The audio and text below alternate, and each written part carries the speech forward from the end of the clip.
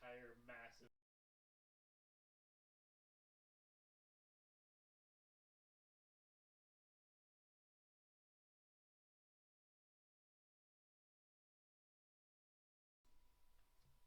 There is nothing to see here. You did not hear a conversation about trash bags.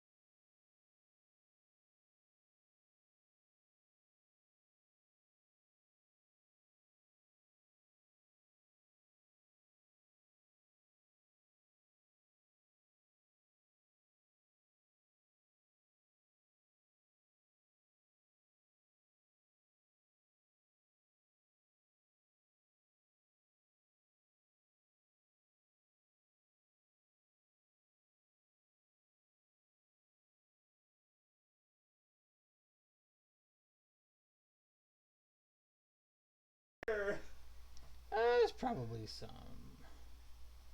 restrictions based on individual branches. Hello, everybody. Now that you've heard the tail end of a conversation that you have absolutely zero context for, I am Lore Master Leonis, your humble scribe and archivist. I was supposed to say, hold on. Hello, lords and ladies, kings and queens, my noble court. I've failed you utterly today. I'm sorry, I'm just so thrown off kilter because Torque and I were talking about the Pokemon games, and we looked up a list of them, like in release order, to try to see like what it was. And he told a really banger joke, but it wasn't on the microphone. So we found one that was called like Pokemon Crayon Kids, and we said, "Oh, hey, look, Marine Corps training." That might piss some people off, but I know the meme is funny.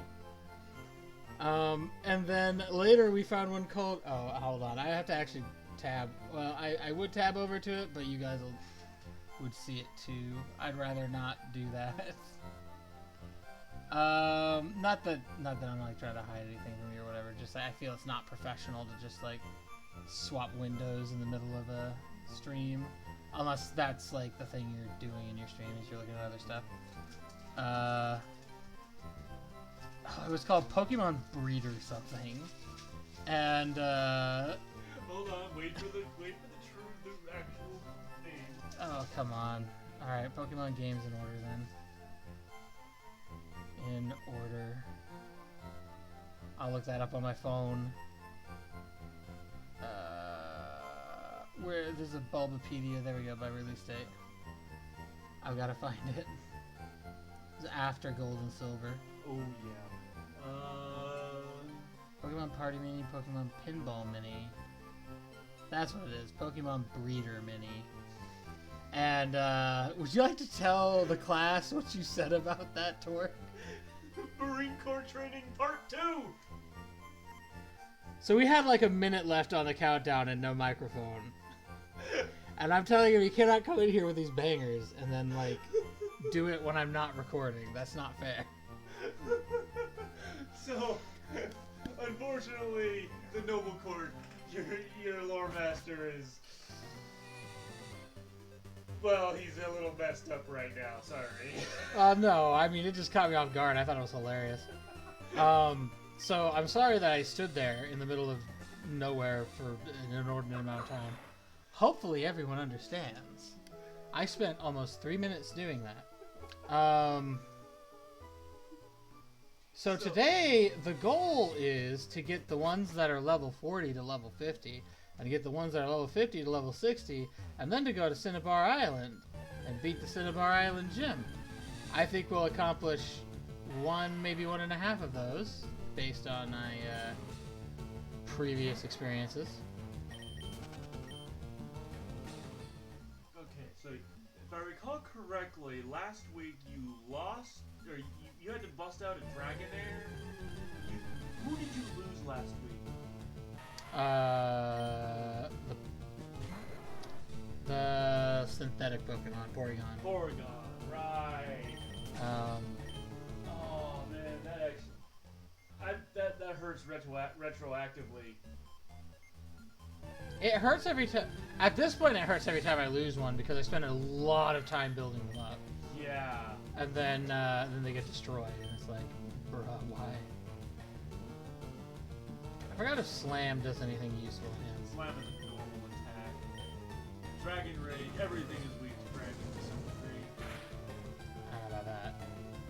Oh yeah, he has Revenge. I forgot. I forgore. God, that shit hurts. But he will not hit me in 2 hits with it unless he gets a fucking... Oh, that might hurt. I don't think Seismic Toss. I mean, it'll hurt, yeah, but it won't hurt that bad. And now I'm gonna immediately have to go heal up Dragon D's before I can do anything else. This has been my experience thus far, because Pinsir and Chansey give the most XP, and they both spawn in here. In this particular... Why am I being dumb? Why am I being dumb? I can just fly to it. I can just fly to it, Leo. You don't have to do the extra work. You can just fly there. Fast travel was unlocked eons ago. Please make use of it. I'm thinking I might double up on Pokemon streams this week. So do the 4-hour stream tomorrow be Pokemon as well, just because I want to move along.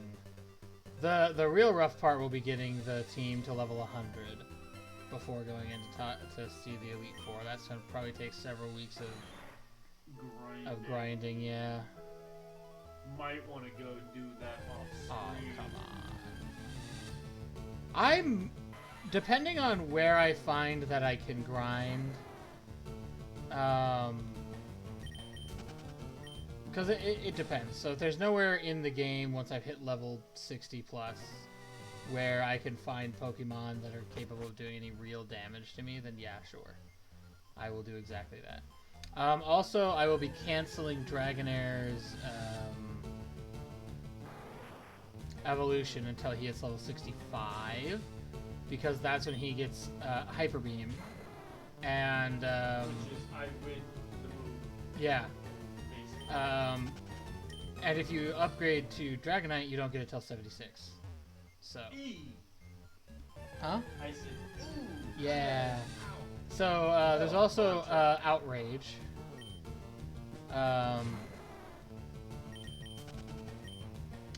We're running from everything that isn't Pinsir and Chansey, basically. Actually, I think I will also fight Rapidash.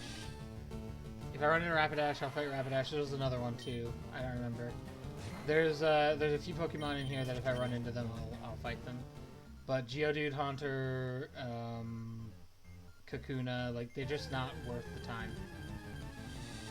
I can't remember if he was worth it. Dratini? Probably not, because he is the lesser version of me. But we'll see here. Give me a minute. See how much he gives. 296? Nah, not really worth it. Okay, good to know.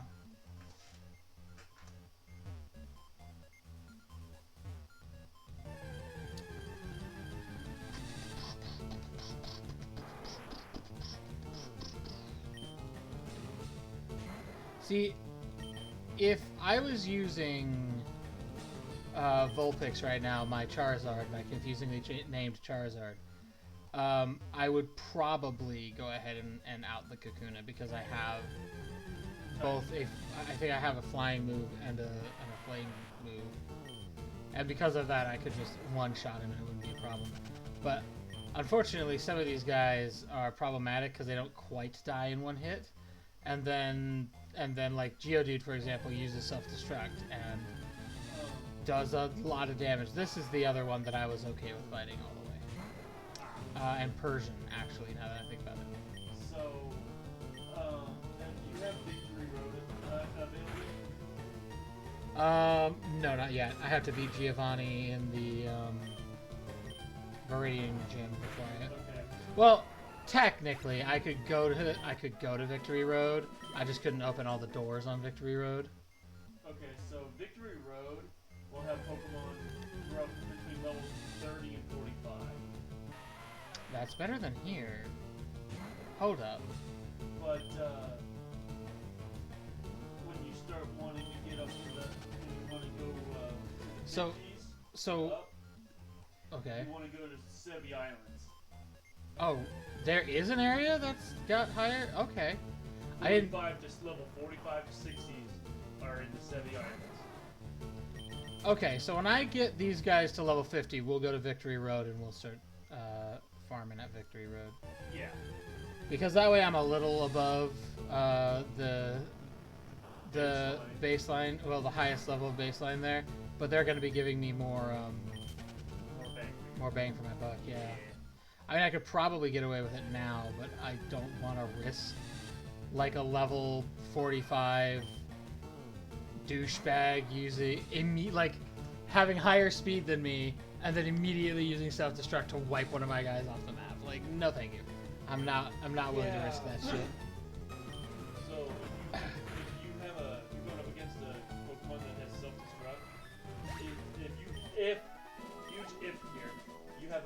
that has more than 200 health, you will tank it.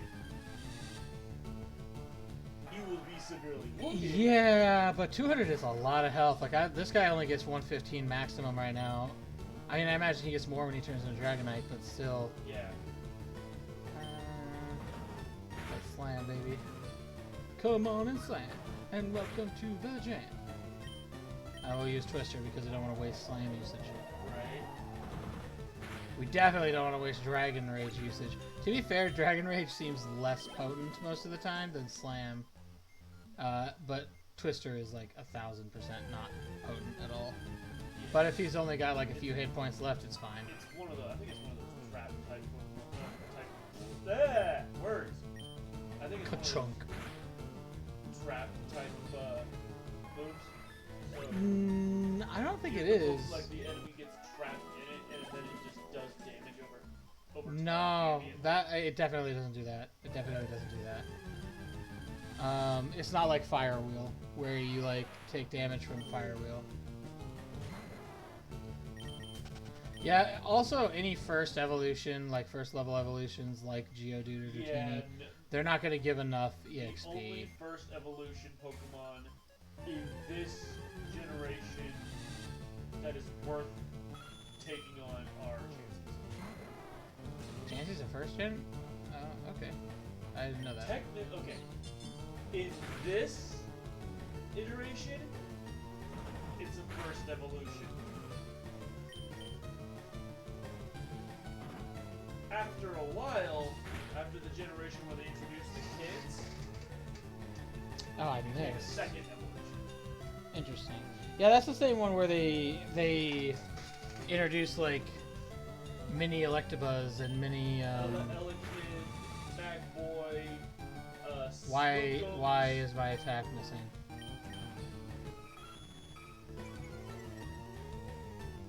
That's why.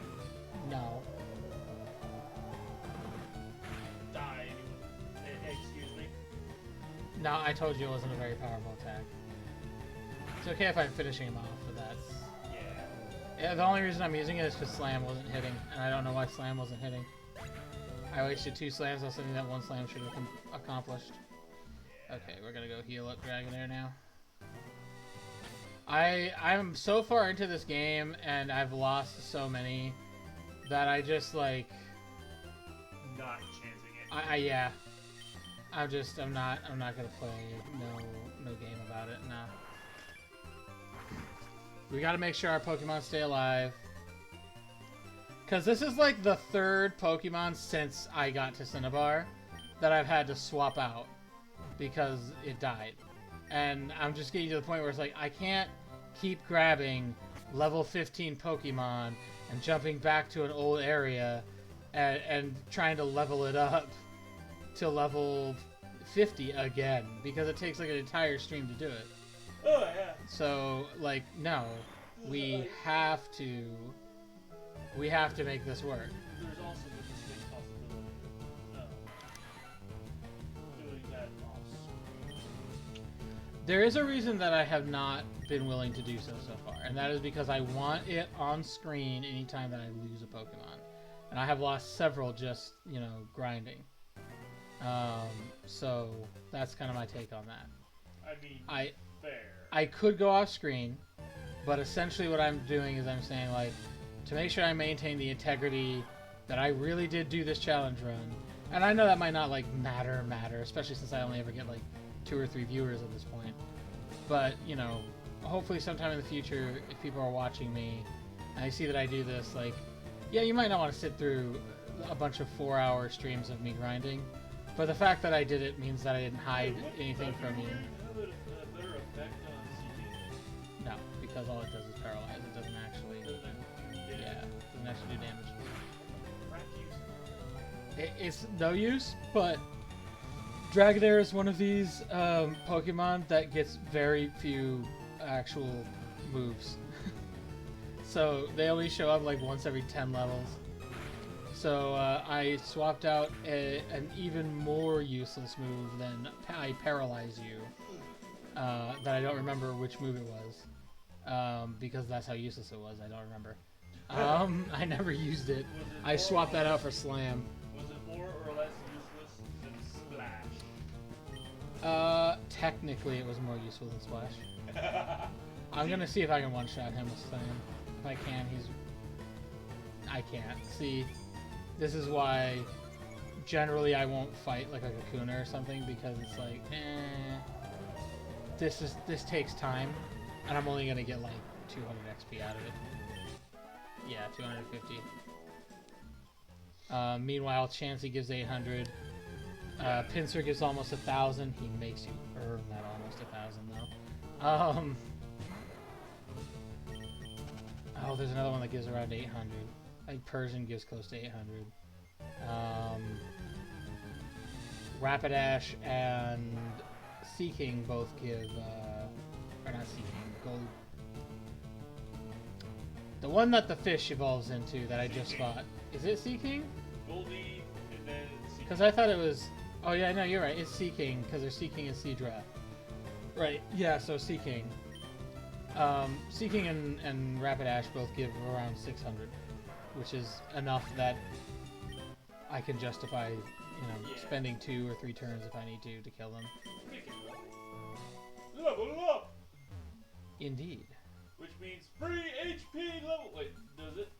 Does the HP refill? It does not refill. It's not a free HP refill, but you do go like whatever the percentage your bar is at. So like I'm at 100% right now, but let's say I was at 75%, and it goes from 115 to 118. I go from 75% of 115 to 75% of 118, which is probably like I go up 1 HP or something. But like you do get a little boost.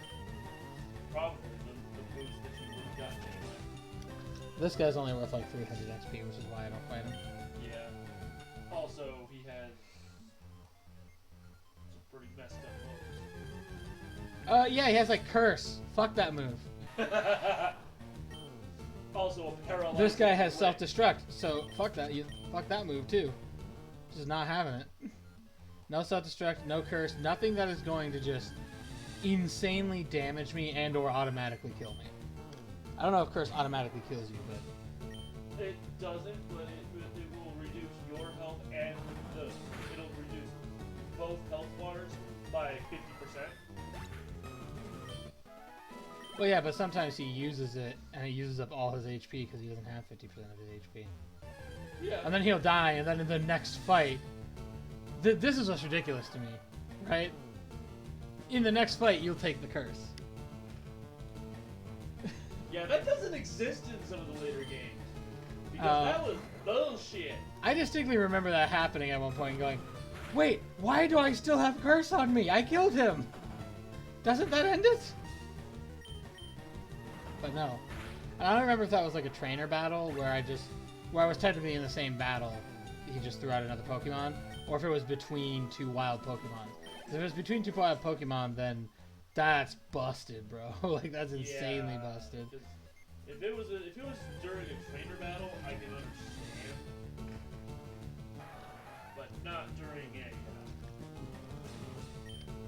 not Walt Park. The water, it soothes me.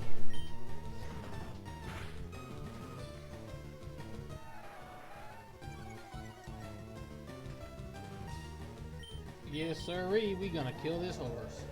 I guess it's kind of a unicorn, seeing it's got a horn on its head. We gonna kill this flaming unicorn.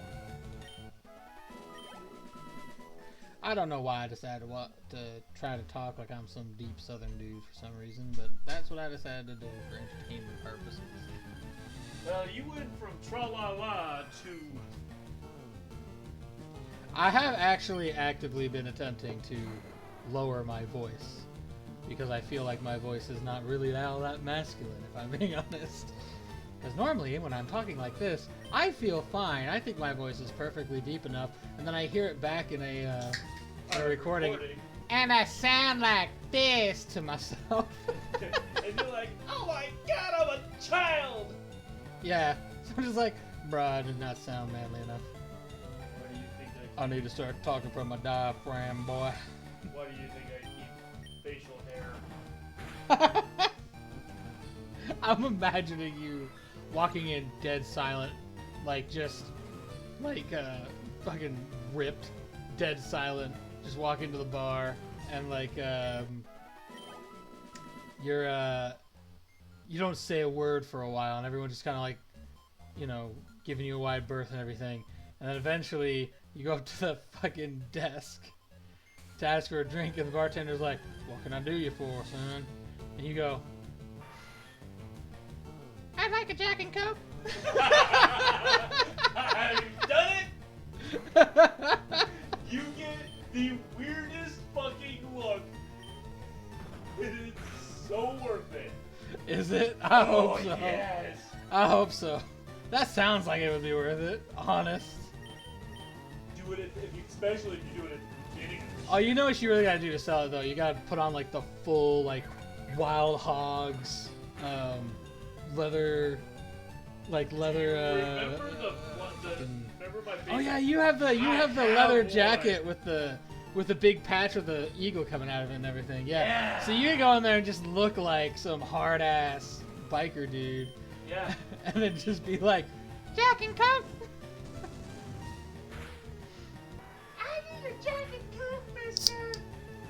Can you make me a Long Island iced tea? That would sell it more, because so many people call that one a girly drink, even though, oh boy, will it kick your ass. That's not a girly drink. Oh no. No, but the one that really made it really just made the whole bar just die laughing. Is when I asked for the Long Island iced tea. Extra long. No, that's when you need to go into the bar and be like, "I'd like a Long Island iced tea, honey, extra long." You see, the funny thing is not 30 seconds later, that exact thing happened. Bro. I wish I could have recorded it. I could.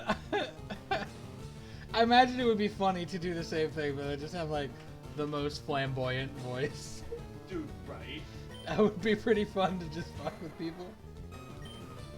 I'm running out of slam power. See, the problem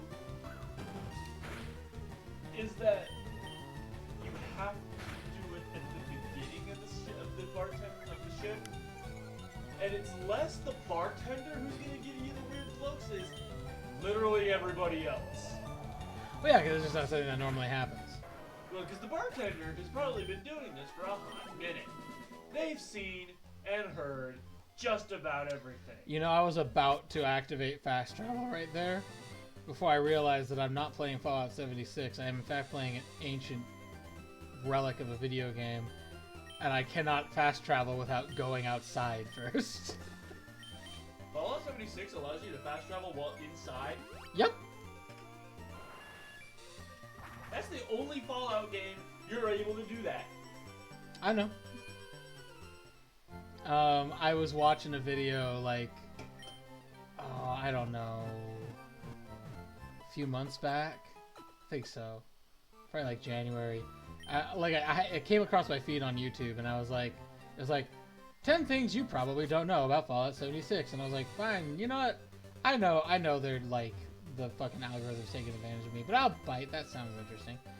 I play the game enough, I might as well know. And is there something here that I didn't know? Second one in, did you know you don't need to be outside to fast travel? And I was like, I don't. So I was like, I'm booting the game up right the fuck now. We gotta get to the bottom of this.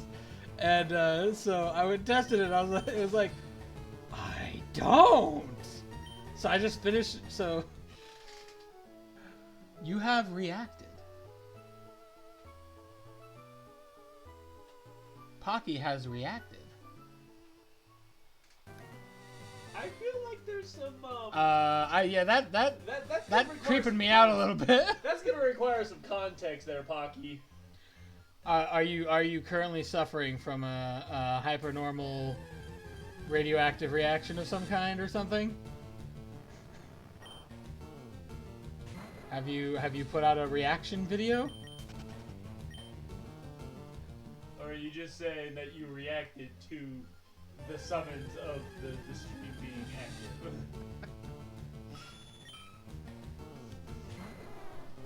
I just derailed my whole thought process right there. I was talking about Fallout 76. going on Fallout 76 and finding out that I can fast travel from inside a building. Which, to be fair, that is a very new thing for video games. Oh yeah. I don't know if it's like new as in only within the last couple of years new, or if it's just new as in like the last generation of shit new. But I've noticed more.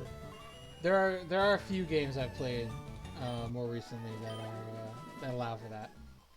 Because I know you can't do it in Skyrim, you can't do it in Fallout New Vegas. You can do it in ESO.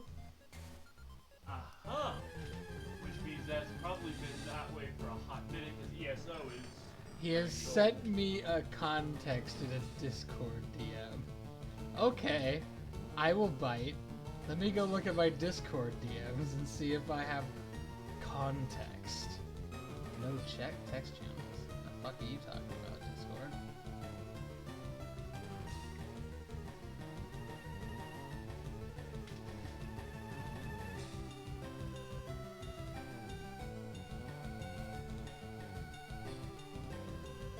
Oh. Yeah, I can't see that on my phone. So I see what he's talking about. It's a Twitch thing. I can't see that on my phone, so I don't have a second monitor. So what I do is I have my laptop in front of me, and I have this like pseudo, almost like something you put in your car to hold your phone in your car, and it stands right next to my monitor, and I just have the phone there so I can see chat and I can see what I'm doing on screen, but I can't see the full Twitch UI, unfortunately. I forget if Magneton gives you a reasonable amount of... He's gonna give you a decent chunk, but he does have the explodey take you with me move. Oh, he has self-destruct? Well, Dragon Rage took him more than half his health bar in one hit, so... Is this worth it? Big risk? Not so big reward. It's an okay reward, but if he does have self-destruct, it's not worth it. I have reacted as hype.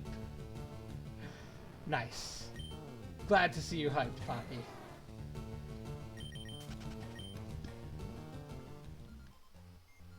I was trying to find... Actually, I don't even remember where I found... When I was looking for Pokemon games in release order. There are so many Pokemon games, by the way! Like, in my head, I was like, oh, I know. I have missed that you were on the BRB screen previous times. If you have your phone, how have missed you were on the BRB screen previous times? Because I can't see my stream on my phone. I can see the chat, but I can't see like a video of my stream on the phone. So, now you got me all self-conscious. No, okay, I am in fact streaming right now. Yeah, so I can't see where I'm at. So if I go on the be right back and then I come back and I don't swap it, I can't see that I didn't swap it. I'm trying to fix that problem in the near future, but I need an Elgato and I need a second monitor. I need an Elgato so I can. I really want to get an Elgato before Tears of the Kingdom comes out, because I want to play Tears of the Kingdom and I want to stream it, because I think that'll be fun. Because then that'll be like an actual legit blind reaction to everything, because I haven't touched it. There are some games I have on my PlayStation that I've never touched. Oh! Oh yeah, Zapdos gives a lot of XP, but he like rarely shows up. That was at reasonable level. The last 4 times you've seen him, it was level 10. Yeah, right. Yes, that is true. He still gives, for his level, he still gives a good chunk of XP. Screw you, man. Okay, so I was in fact wrong. Magneton does not have the exploding move. Bro, can I please, for the love of God, hit this guy? I would really like to hit him at least once. It'd be nice.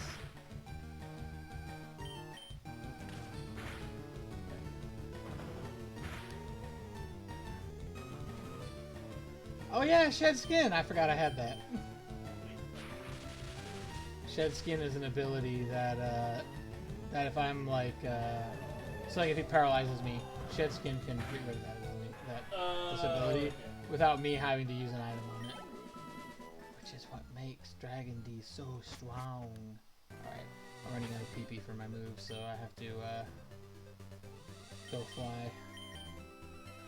I have to fly my way to the PP store. Okay.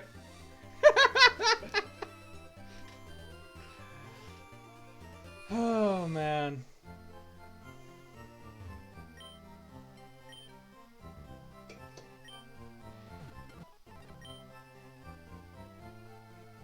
There we go.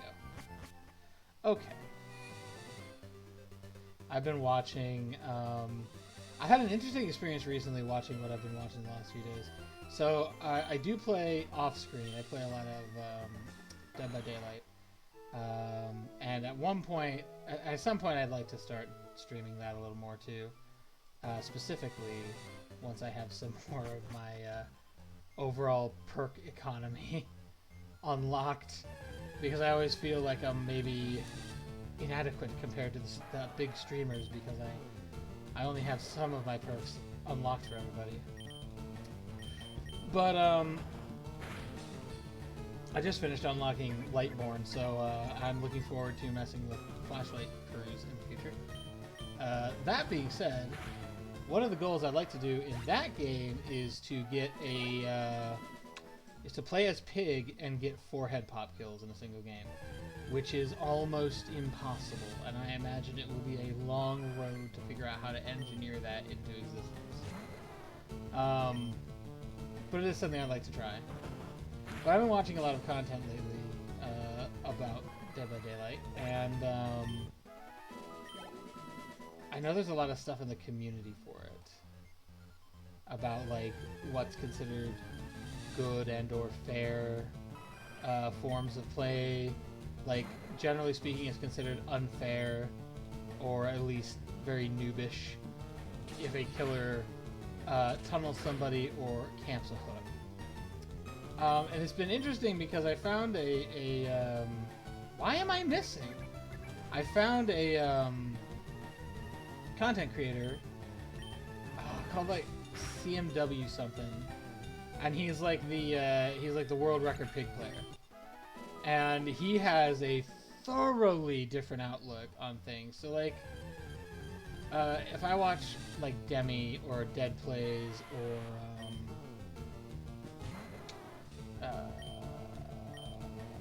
Ots. Why did I do that? Why did I fight him? I don't want to fight him, I want to run. Otstarva is the other one that I think of. And Yerv. So most of those will, like I've seen Ots do what do they call it? Like he'll camp hook sometime, but when he does, he'll always explain like I had to do it this way because at this point you have 3 gens done and I have to like put pressure or I have no chance of winning the game. So I'm going to do this. Yerv will kind of go back and forth on how he feels about camping and tunneling, etc., etc. This dude, this new guy I found, who's like the world record pig player, unapologetically, nope, if it's in the game, I'm allowed to do it, and you guys have way the hell too many tools at your disposal anyway.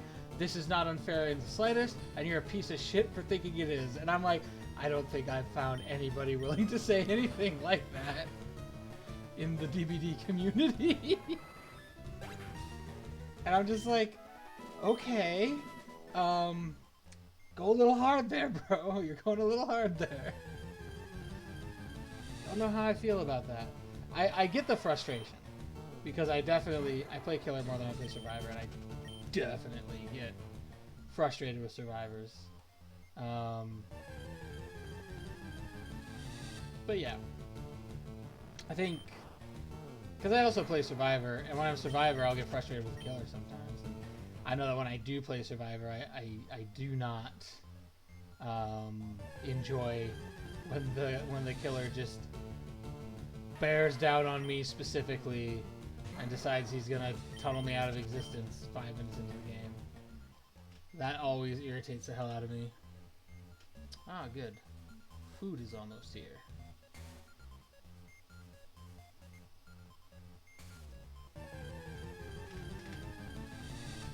So I definitely understand. I feel like I understand both sides of that one. On the one hand, screw you for doing it. On the other hand, I understand what you're doing. I do my best not to tunnel or camp in my games, but there are times where there's like...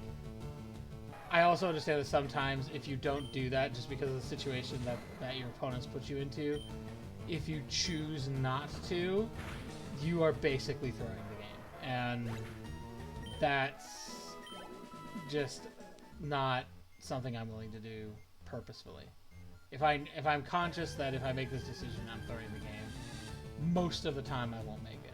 Now, there's exceptions. So like if I load into a game and someone immediately DCs, then I'm generally just going to go vibe with everyone else because it's not fair at that point for me to take the game seriously with them down one of their major components because it gives me an incredibly unfair advantage.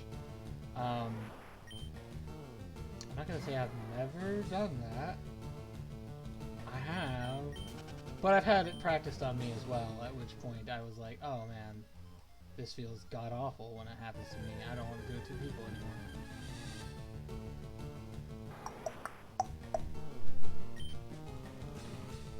I'm level 42 now. Can I one-shot you?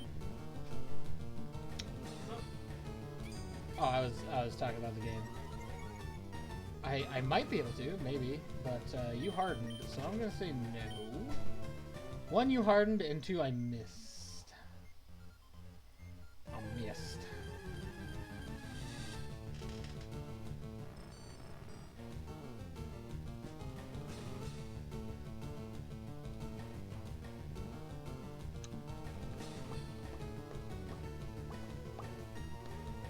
Okay, that's all that was.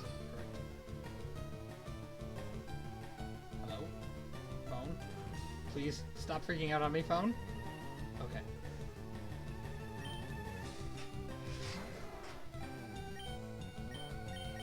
Dragon Rage is the move on this guy. Kaboom.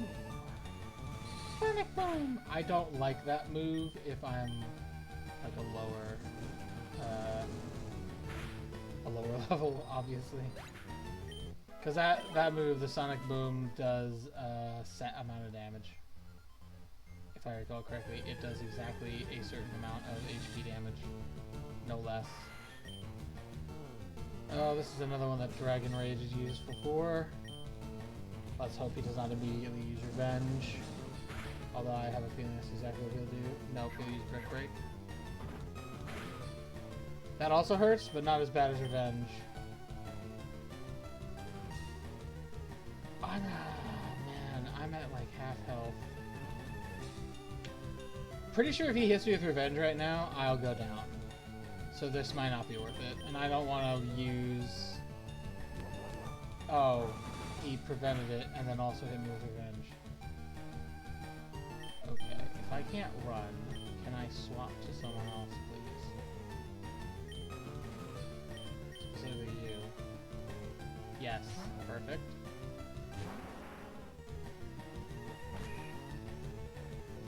Because I don't want to risk that Dragon Tease goes down.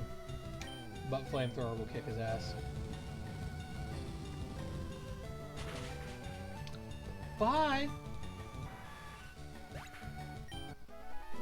485 is less than ideal, but I had to keep Dragonair alive and I couldn't run. I could, apparently I can tank Revenge way better than I thought I could. I remember that hurting a lot more than it did. If I had hit him with Dragon Rage there, I probably could have won the fight.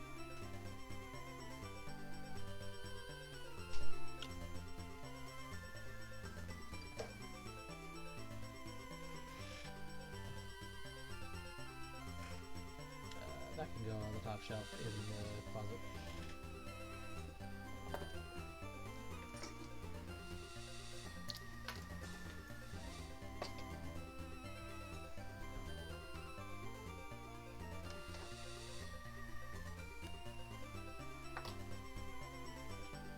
Sorry, I'm rearranging my desk a bit so I can put my food on it.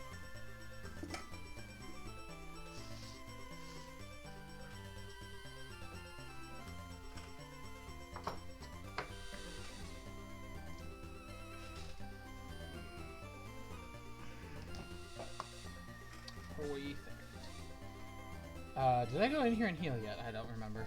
Better to go in and heal and not need it. Yep, indeed.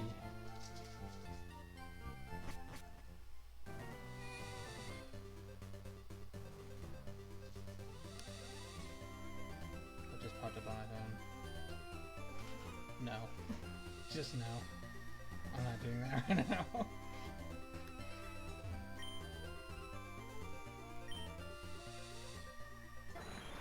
Oh, this is a relatively thin crust pizza. That is a long boy.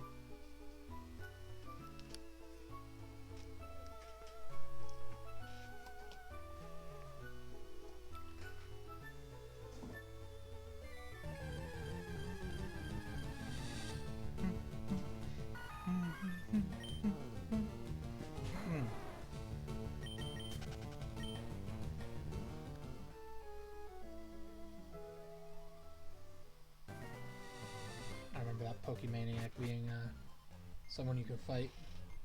You can do a Poke battle with him.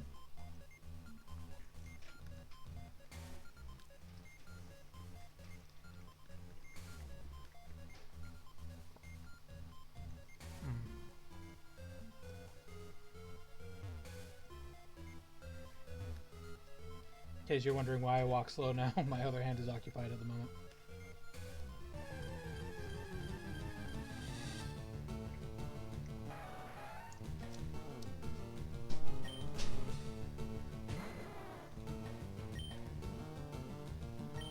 We can level up.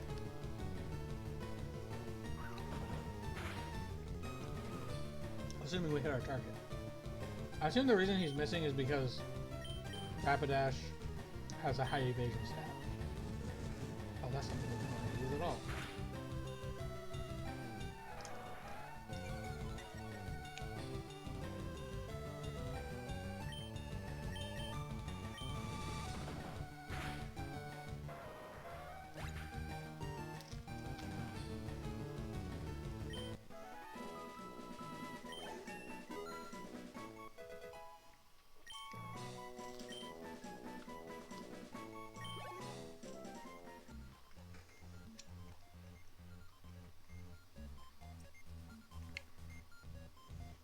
I know last week I said I was probably going to take on Cinnabar at level 50.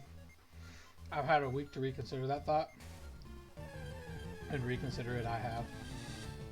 I don't want to take a chance that we lose anybody in the gym. Especially after all the effort I put into them. And now I know there's a place I can go with higher level guys. That'll give me more XP at least. Yeah. So, I was sitting here for a while like, I'm kind of worried because it seems like this power plant's like the highest level area I can go to. Turns out, that's not correct. Let's... Please don't flinch, please don't flinch. Why are you missing? Why are you gay?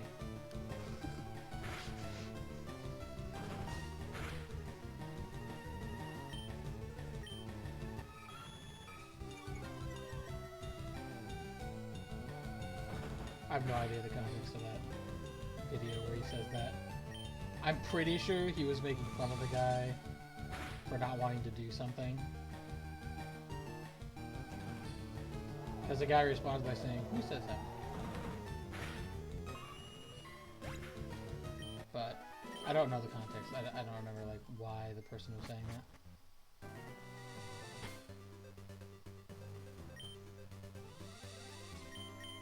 Let us go here.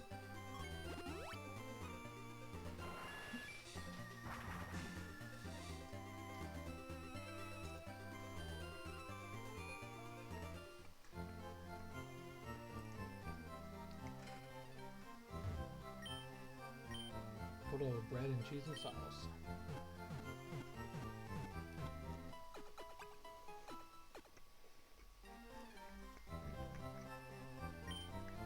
With some good old meat on top.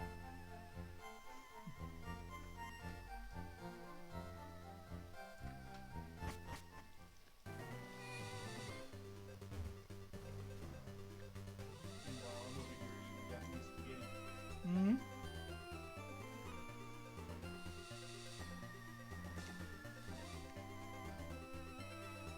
Did ramen actually start in Japan? I wondered.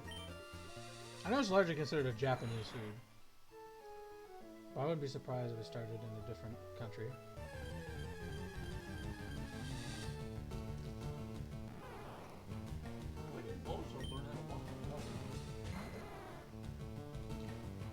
When the random number generator pulled him out of thin air. I mean, fair.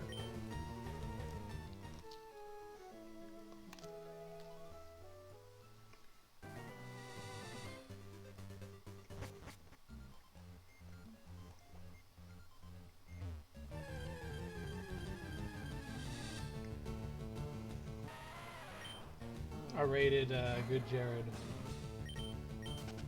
last week, and he asked me what my champion for my nuzlock was, and I was like, oh, I have an Ammonite that's probably pretty much stronger than everyone else. And the whole chat just started spamming praise Helix. I was like, oh no, I've started something. Yo, dude, that's good. You started something. I did not start the praise Helix train. That's been around for a minute, but yeah, but you also, now you know his stream, his crew. his viewers, they be loyal and they do the support thing. Mm.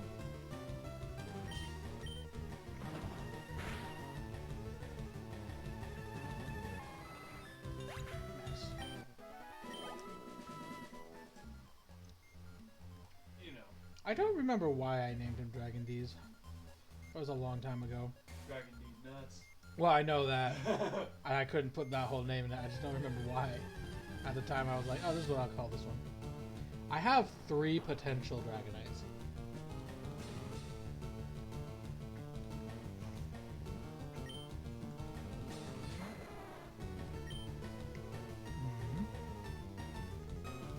I don't know if I use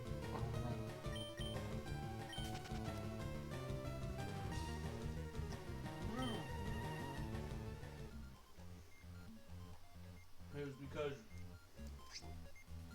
it was right around the same time that RGB was doing his Pokemon Violet playthrough. Hmm. Did he hop in with a suggestion? Is that what happened? I forget. No, but I was always helping him out with trades and such. And, I was always in his chat, trying to come up with names. And he had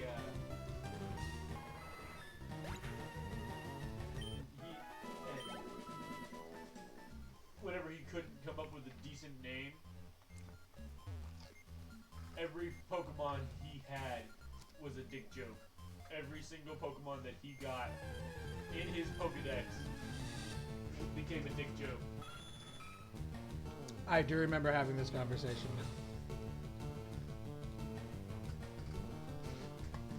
That would make sense.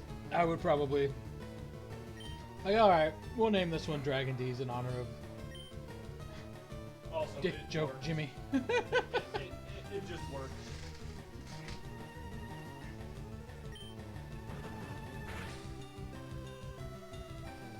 It works because he'd be the only dragon type. In Gen. Mm-hmm. Well, we are in Gen 1, so... We were in Gen 3, but we're in a Gen 1 game. What I was interested to see, when I went to set up the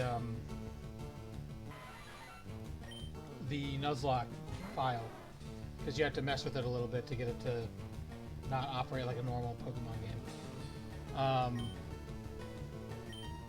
was when I told him I wanted everything to be when I told that I wanted everything to be random. The first attempt at a nuzlock I did, it had an Ursaring as the first Pokemon, and I was like, hold up, wait a minute, and it had like a Slugma, an Ursaring, and something else, and I was like, wait, whoa. This is only supposed to be Generation 1 Pokemon.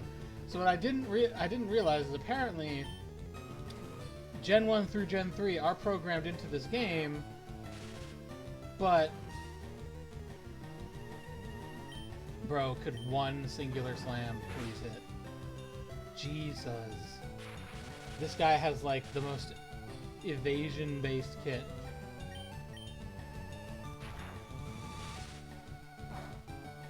This dude out here running distortion.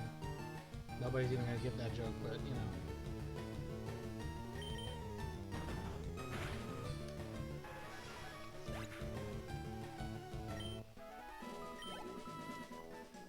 I burned like 6 slams on that guy. Okay. What level is Dragon D's right now? At least 43. Hold on. Because he'll want to evolve at 55. I checked it on that. There's over 43. Yeah, his next move is gonna be. The next move he's gonna learn is Outrage. No. Hmm? He's not gonna learn Outrage until level 56. Interesting. He's gonna learn Safeguard at 47.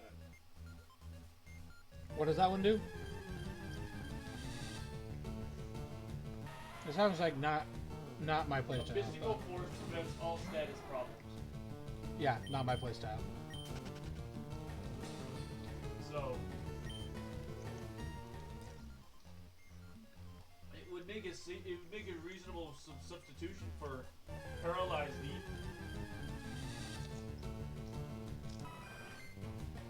It'll get used equally as often. Fair enough.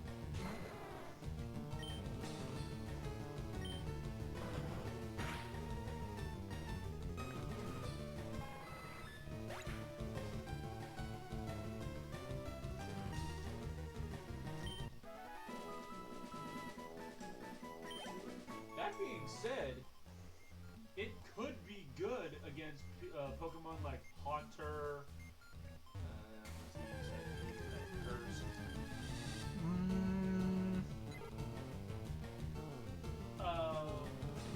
But it definitely wouldn't. You wouldn't have to worry about things like Tail Whip or anything dropping your stats. Excuse me. I think Curse works like Confusion. It doesn't pop up with a status effect on you. No, it doesn't. I think Confusion's like that too. It's not a status effect in the traditional sense of a status effect, you know? You don't have like a thing on you telling you you have a status effect. Yeah. It is a debuff that messes with you for a while, and then either goes away or you get out of the battle, and it doesn't follow you to the next one. Although Curse, I can't remember if it follows from wild fight to wild fight. If it doesn't, then it's just like, it's literally just like, what's it called?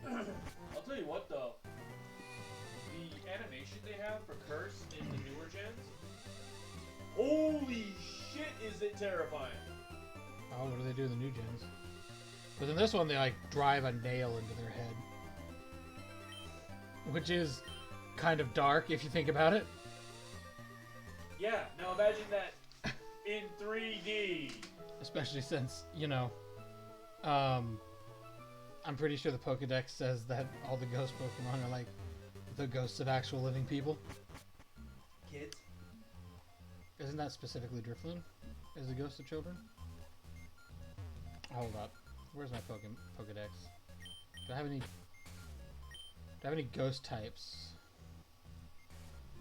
in my Pokedex? Ladies and gentlemen, the first time this thing has been, I think this is the first time this has been referenced this entire game. Probably. I don't have reason to Maybe because the I'm not. I'm not going for 100%ing it. Yeah, that would kind of be a pain to do during the randomized nuzlock. Actually, it'd be easier to do randomized than it would be non-randomized, but you can't really do a 100% because the nuzlock locks you out of being able to catch all the Pokemon. It just does. You can't catch every Pokemon in the Pokedex and also have it be a nuzlock. Pretty sure. As I understand it, this is something people say all the time. A nuzlock can be any specific rule set you want to place on the game. Whatever extra rules you want to make for yourself. Any of that counts as a nuzlock. However, the most common rules are fate equals death,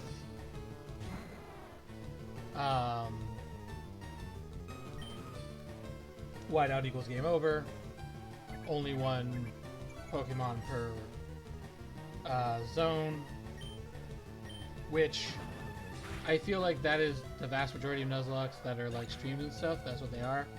So to some degree, even if Nuzlocke originally meant just you added additional rules to the game, whatever those rules may be, I think at this point the common definition of Nuzlocke is that common rule set, that most popular rule set.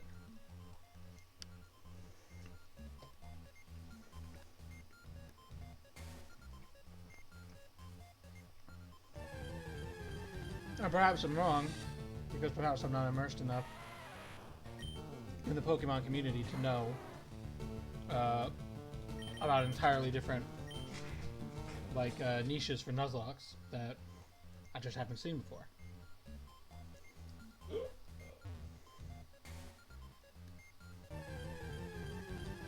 I wonder if there's like a one Pokemon Nuzlocke where you're only allowed to win the whole game with your starter.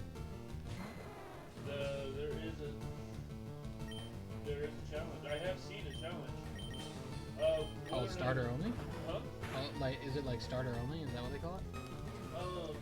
I don't. It was specifically in this particular instance. It was specifically, can you beat Pokemon Red or Fire Red with only a Charmander? Oh, so you're not allowed to evolve him either. Okay. That's interesting. I bet I know what channel did that. Who? I don't remember the name of it, but it's the one that does like the "Can you beat Fallout 4 as Abraham Lincoln?" Yeah.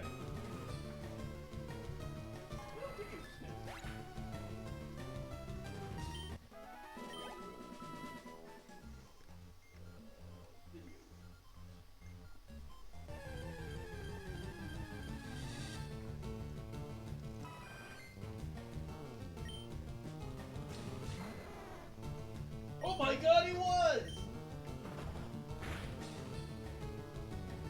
He's the big name in videos like that. Well, his name's Nervin, by the way.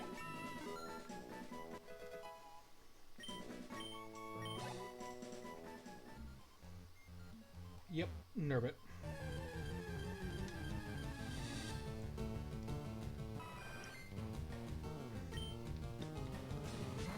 And then he downloaded a mod and it was like, okay, well, we're gonna do Pokemon Fire Red as Knuckles.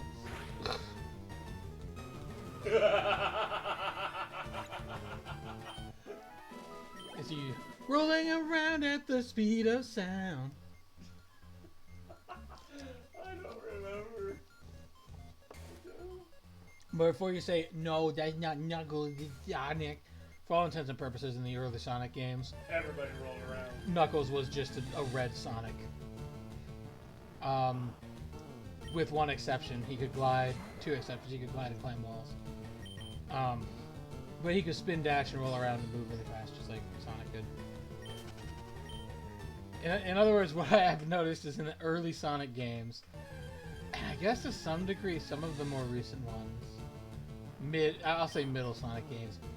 Sonic is kind of the baseline for all of his dudes. Spin-offs? Not spin-offs, which is all the other characters. Oh, So like, yeah. Amy is Sonic but strong with hammer. Knuckles is Sonic but can glide and climb walls. And punchies. He is strong, but he is only strong in a few instances, and it's not usually in the. I suppose in the 3D games they did start giving him like more abilities, but in those early 2D side scrollers, nah, he didn't have any. He was Sonic with extra powers of glide and crawl wall, and Tails with Sonic with fly. no, Tails was actually slower than Sonic. He could not go the same speed as Sonic, even in the 2D things. Also, Tails had a super handicap compared to Sonic and Knuckles both, because they had, obviously you have your 7 Chaos Emeralds, right? And That's right. Tails never had a super form. He was just Tails. he did have a super form. Really? In Sonic 3 and Knuckles, he does have a super form, and that super form is only so under normal circumstances. If you're Sonic or Knuckles and you're playing through the game as one of those two, you can go through the game, and once you complete 7 bonus stages and get the Chaos Emeralds at the end of them, you can, whenever you get to 50 rings or more, you can double jump, and instead of doing whatever double jump thing you would normally do, which I think is like a little sort of like slash double jump situation, he would instead put his arms out like Goku and go Super Saiyan essentially. And Oh, like Sonic. yeah, Shadow. Knuckles. yeah. Well, that's what that's what Sonic and Knuckles did. Is they just went super mode. And when Knuckles went super mode, he had this sort of like, yeah, Pink Echidna, you remember Pocky? He had this. He kind of like had this weird aura that was like kind of a white fade over his red. So he kind of like became pinker and redder and pinker and redder. It just kind of like pulsed slowly. Can you imagine if Knuckles had been more self-aware during that, during those times? He'd be like, what in the actual fuck is going on with me right now? I think as a character, he was the most self-aware back then. Yeah. In the sense of like, he was the most intelligent version of himself. I think ever since Sonic 3 and Knuckles, he has just been like downgraded to dumb guy, punch wall, and I'm Guardian of the Emeralds, and that's his whole character now. Although I do notice that in Sonic Prime, yeah, Yellow Tails. I was getting to that. In Sonic Prime, though, Knuckles has more of an actual character. Anyway, you could say he has multiple characters, in fact. Anyway, I think, wouldn't that have been a decent chunk of change for for the Dratini? Dratini, no, it's like 200 XP. Oh. Shut up, me.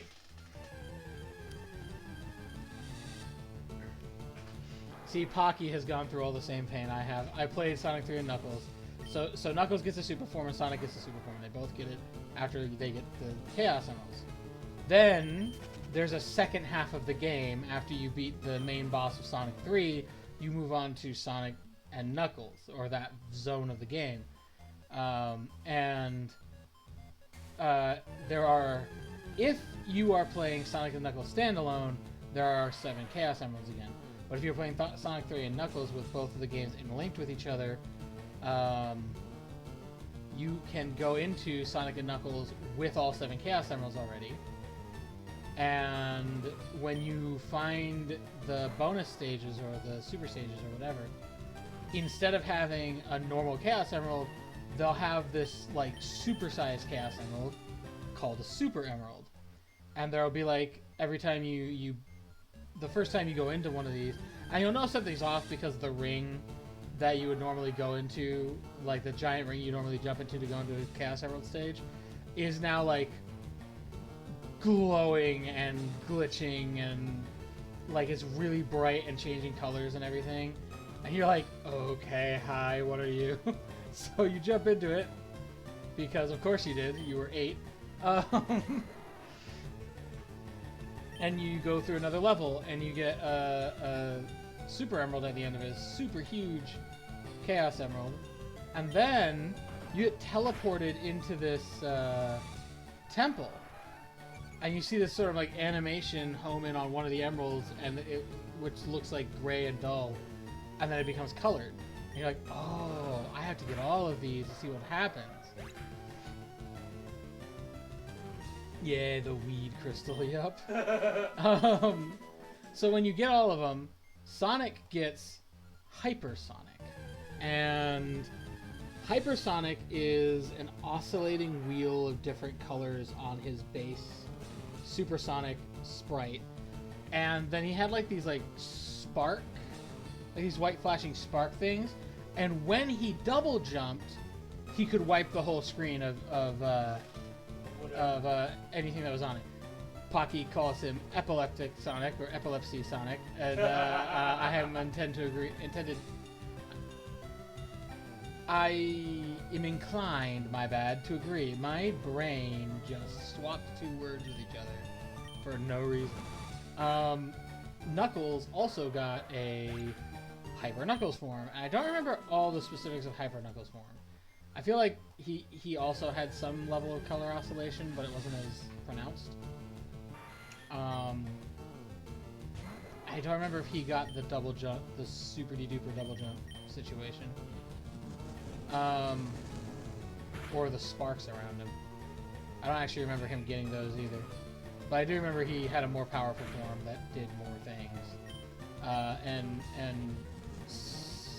if you got all 7 Chaos Emeralds as Tails, you did not get... Oof. Alright, we are not gonna risk that for the biscuit. We're gonna heal. Yeah. Where are my heals? Please, game. There we go.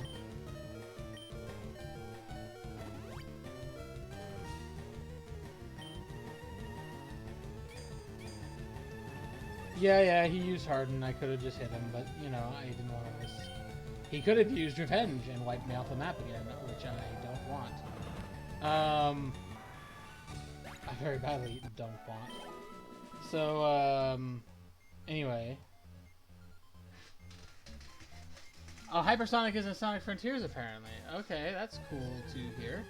I still haven't gotten to play that game, so please no spoilers. I want to actually go into that one relatively blind. I have a general idea of what that game's about, because unfortunately internet, but I've avoided a lot of specifics about it. I know that they're fighting in like inside of a computer or something, and I know that Eggman apparently has a daughter now, and he apparently is actually emotionally attached to that daughter, which he hasn't ever done before in the games. He's done stuff like that in the TV shows that have come out. They've humanized him a bit in those, but in spoilers, Sonic is blue. No, Pocky, I can't believe you. You know they change his color every game, and I don't know which one it's gonna be. How could you?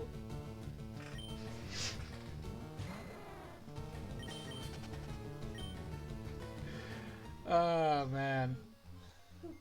No, I have seen pictures of the daughter. She strikes me as a very like. She strikes me as she's probably going to be a character who starts out very, yes, doctor, I will do as you command, and then like by the end of the game, she's probably like a full-blown human being, basically. But you know, as a program, I guess, because they're in a computer. Yeah, that's my guess. I haven't seen everything about it yet. I know Eggman is emotionally attached to her in some way, and I assume because of that, because I'm aware that happens, as why I'm assuming the character arc for that character. I don't know if that's the case. Please don't tell me. I'll be just as surprised if that's not the case. Fight. I'm supposed to hit you with things, right? Yeah. Anyway.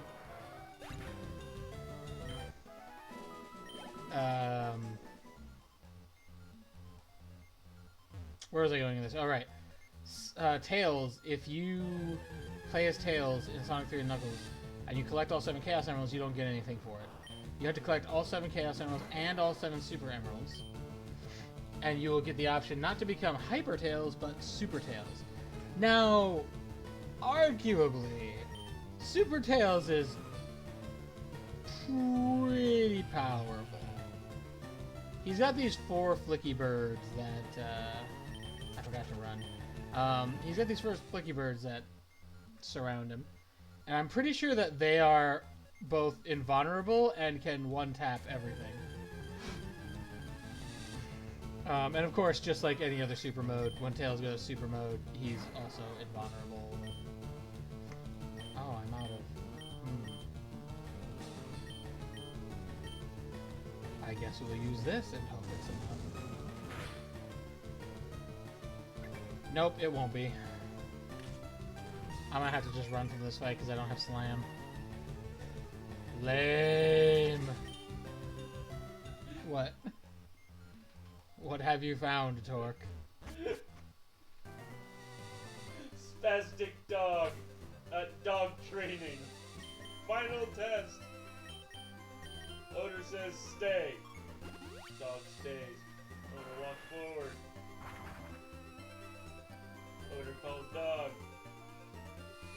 Dog runs over to Owner and proceeds to break dance right next to her before sitting down. Okay. Does he like actually breakdance, or are you just using that as a term for when the dog's like gets super duper excited? Oh yeah, that. He I got you. dances right next to her. Yeah. He's just super excited. I mean, he do be dog. That's like the best thing about dogs.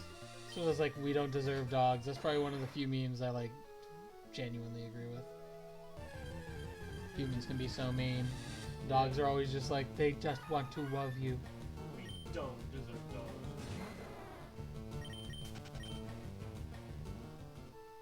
And yet, they love us unconditionally. That's why we don't deserve them. Yeah, exactly.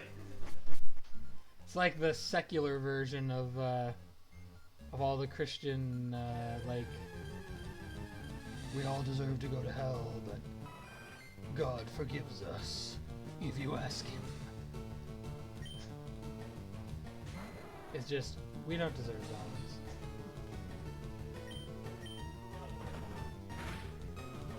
If that is in fact the case, then I have discovered what God's species is. He is a dog.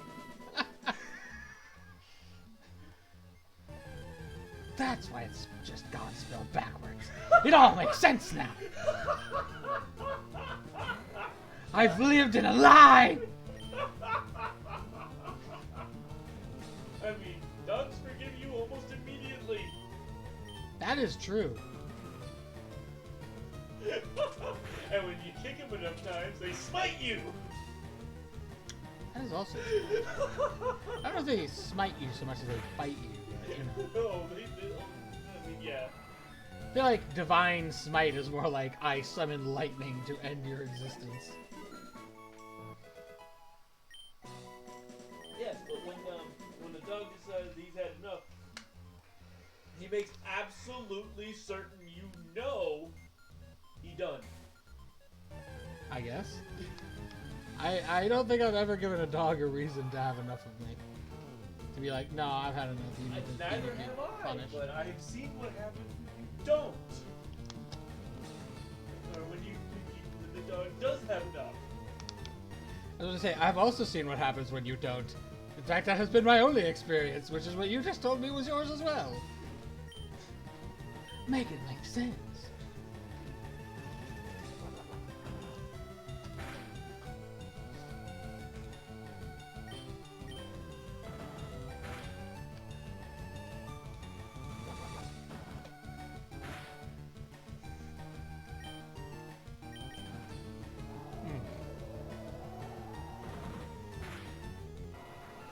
Yeah, but I was saying that Pocky understands my pain because after playing that game and seeing Hyper Sonic and Hyper Knuckles and Super Tails, and I was like, that's cool because they made an individual super mode for everybody, as well as 2 hyper modes.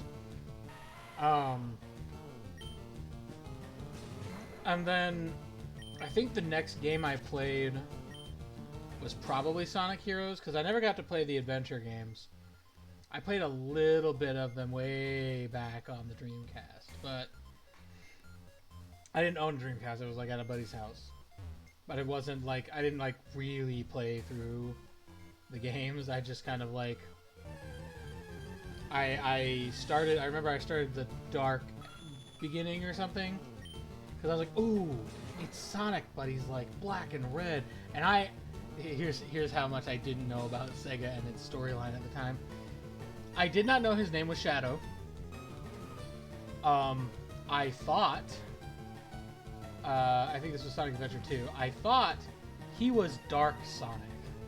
That's what I thought his actual name was.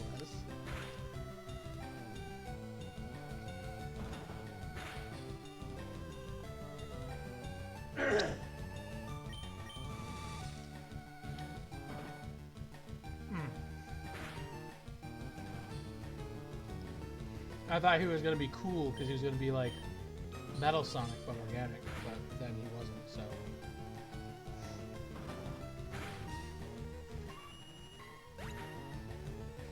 So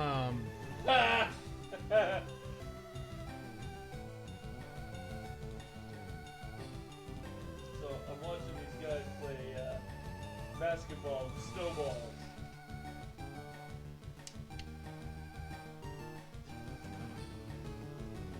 How? Well, first of all, you don't dribble. Obviously. And they're just shooting hoops with these snowballs. You got I have to assume they can't be as big as a real basketball because that's way denser and way heavier than a basketball. I mean, they're about yay big. And they don't fall apart when you throw them through the air? Not these ones, no. However, they do disintegrate once they hit the backboard. Because that's how snowshoes work. Mm-hmm. Well, the first 2 guys, they go in to make their shots. And then the third guy's reflexes kicked in. Thunk! What? You know how when you go to take a shot with a basketball, you dribble it a couple of times? Oh. Thunk! Fuck! So he threw the snowball down and just smashed it into the ground. Whoops.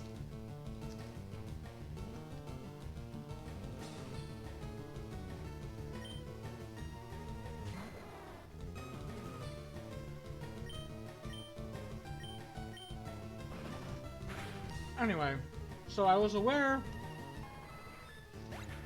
tangentially that Sonic Adventure and Sonic Adventure 2 were a thing. I didn't really get to do much with them.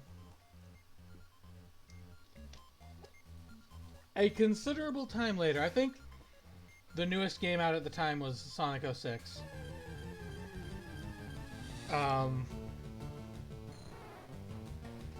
And I had bought an original Xbox. The true Xbox One, if you will. And on that, I happened to find that there, like, at my local game store, back before GameStop owned everything except Fallout, and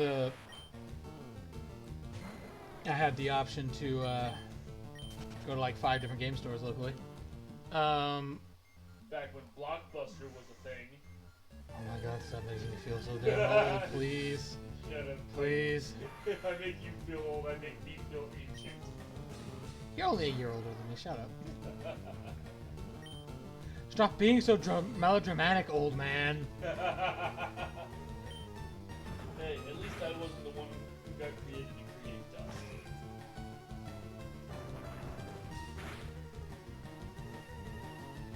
I'm not that old. I was gonna say, like, is that an insult? I'm trying to figure out what that statement meant. Were you insulting me? I don't feel insulted. I only feel confused. I'm saying I might be old, but I'm not that old. You ain't older than dirt? I ain't old dirt. Alright. But anyway, no, so I remember Sonic Heroes was probably the first 3D Sonic I played, and I didn't like it much, because I'm not gonna say I don't like Sonic's entourage, but I like him a lot more. And I think over the years they've kind of figured out which characters people want to play. Because I've heard that in Sonic Adventure, they let you play, like, everyone. And some of those game modes were just not great.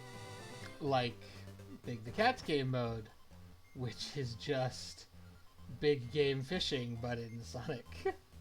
And also not as good as big game fishing because Froggy just doesn't want to bite the fucking fishing line sometimes. But anyway,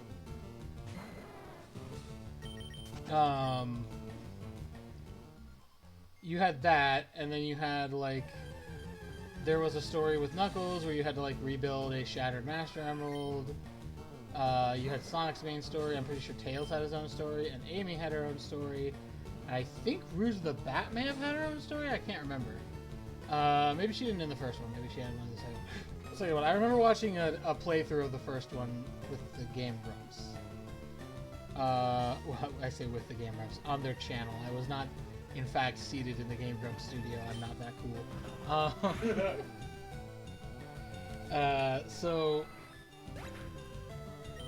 I remember all of that. But that was way later. I remember getting Sonic Heroes, and that was kind of like the what do they call it? The first, like, 3D Sonic I played. I didn't like it super much because you had to play as a team of 3 people and swap out between those 3 people for different powers, which I just didn't like much. I thought it was a pretty lame mechanic overall. And then also, the final kick in the teeth of that game is you go at the very end. Oh man, I'll just say you fight the boss, and the boss is so cool. I know it's like an ancient game, and I shouldn't be worried about spoilers, but I just talked about how I didn't want someone to spoil another game for me. If you haven't played Sonic Heroes, I won't spoil it for you. But you get to the end, and you go to fight the boss, and the boss is so cool. He's genuinely awesome and awe-inspiring. And then they do this super transformation sequence for the different teams, I think. Possibly. Something like that. And, well, at least for Sonic's team, he got a super transformation. And then instead of getting... And I was like, oh, are we bringing back Super Knuckles and Super Tails in 3D? I was so excited. And then no, they just got, like, you know, an energy orb that floated them into the sky and no individual super mode because someone at Sega decided they hated fun. So that happened. And then the next 3D Sonic game was Shadow the Hedgehog. So obviously you don't get any super modes of anybody in that one. I think maybe Sonic has a super mode. I don't think so though, because you fight him in a couple fights in Shadow the Hedgehog. But I don't think he has a super mode in that game.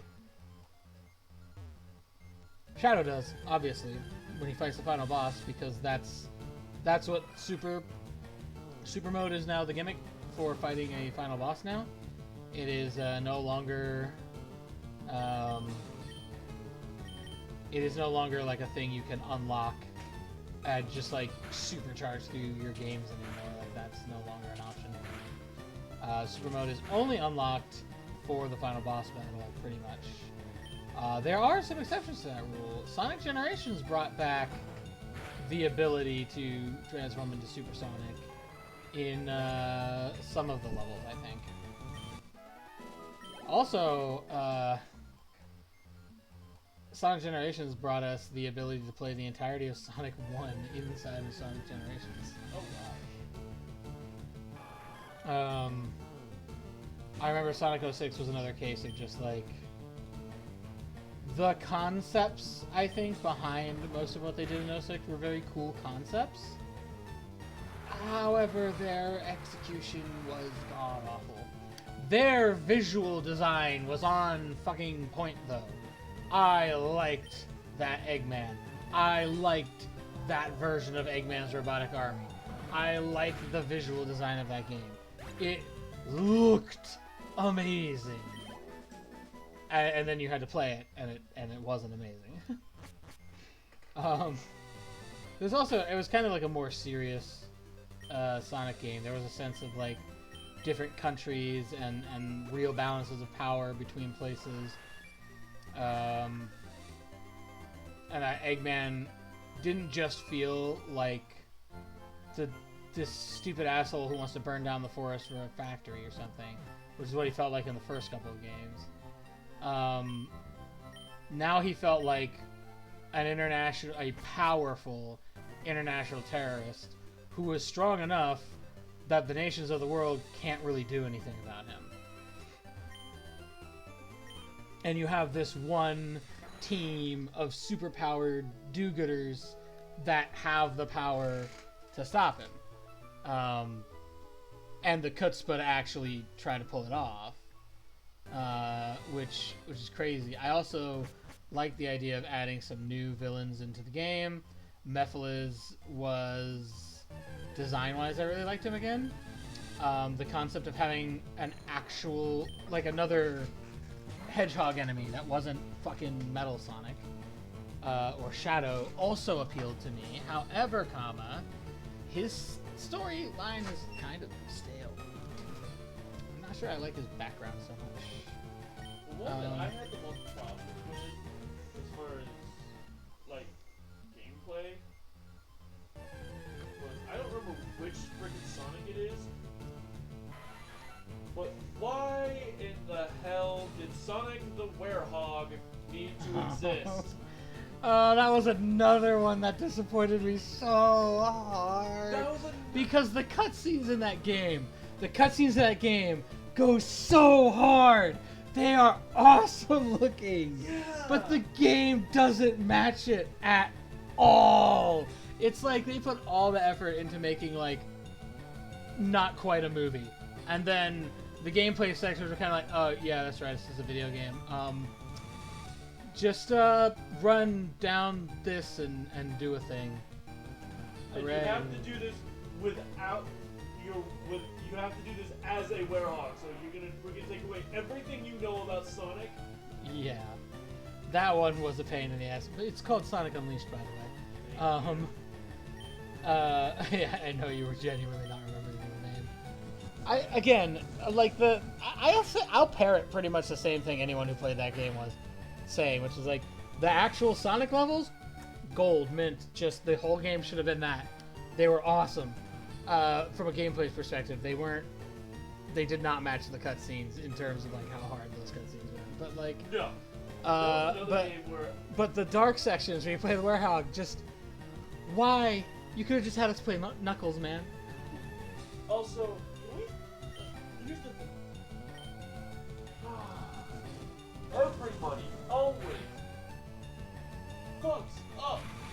Cause 3D fighting game, the not new trend, Pocky says. So, you wanna know the joke that I thought like was the case? Is they had just run the fuck out of ideas. And so my thought was like, there's this one guy at Nintendo who just really loves like werewolves and vampires and shit. And he's been pitching a Sonic werewolf game forever. But everyone else reasonably was like, no. Because there were better ideas on the table. And then somebody... yeah, like the Xbox 360. They were absolute garbage.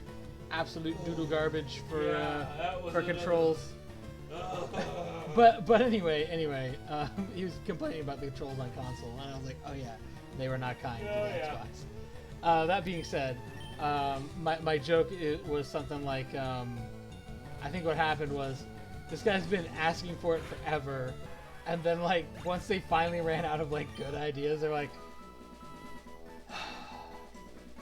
fine, Timmy, we'll do the fucking werewolf No, game. I'm convinced it was... Go for it! Oh, man. In case you couldn't tell what he just did because he moved his head a bunch, he mimed snorting a line of coke. Don't do drugs, people. He's just like, nah. He's basically saying the guys at Nintendo just snorted coke and said, werewolf! And that was the next game. What I will say is this. I didn't like the general story behind Gaia. I didn't like that they replaced Tails with Chip. I did not like that Chip was like Gaia. I love the visual design of Dark Gaia, and probably one of my favorite levels in that game is when you're inside the Earth, and you're running around like the city trying to get to Dark Gaia's head so you can start the boss fight.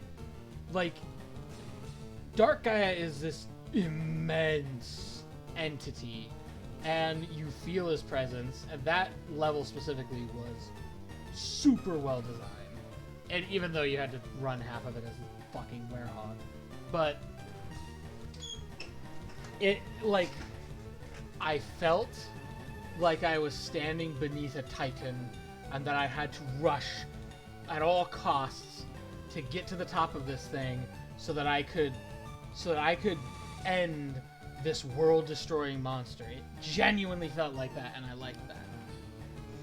And that's about the extent of what I liked of the werehog content. Everything else about it was absolute garbage.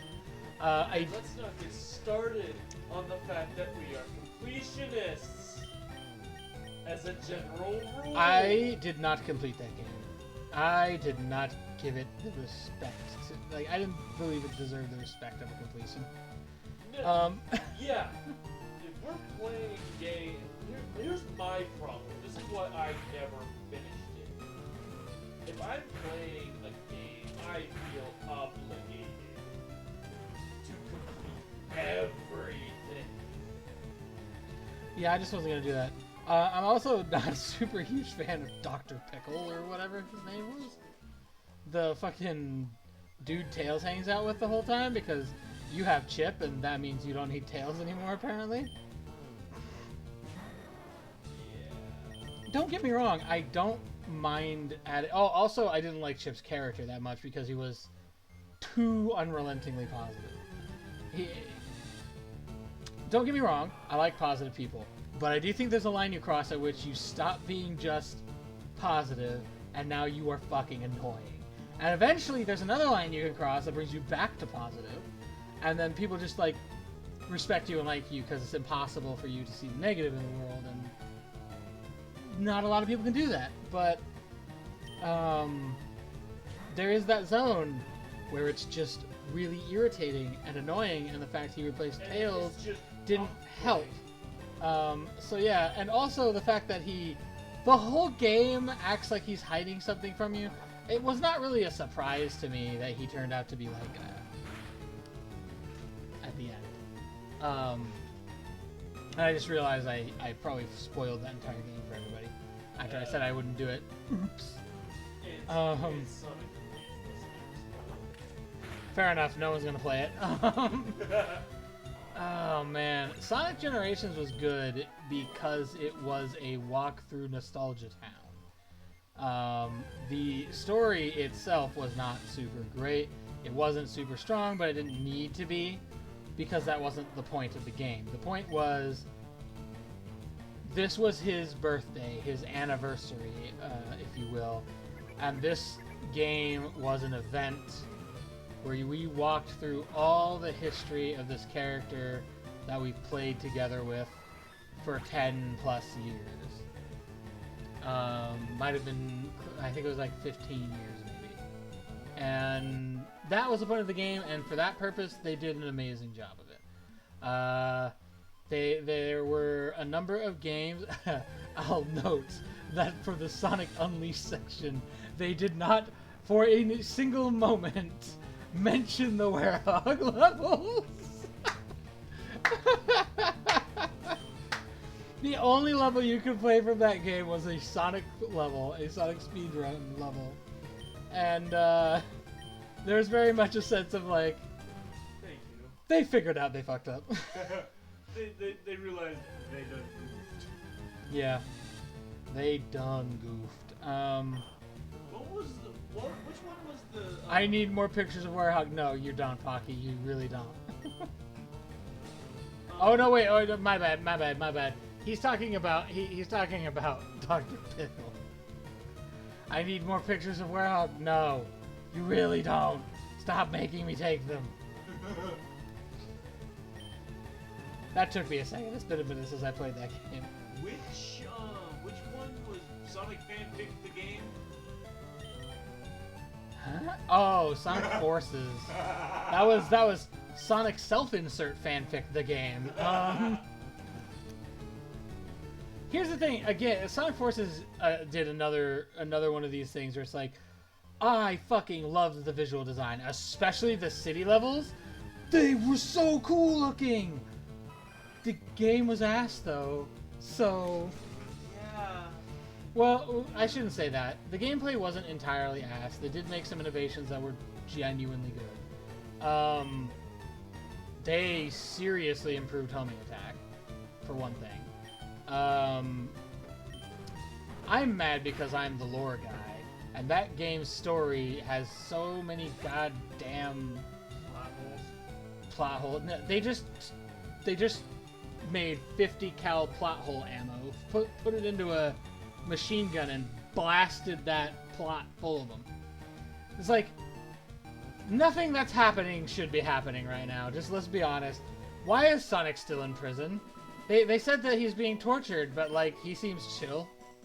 So also like when you finally find him there, like you see him in prison, he's just kind of like, oh, he's like, oh sweet, somebody can actually see me escape, so I'll escape now. Pretty much, that's what it seems like.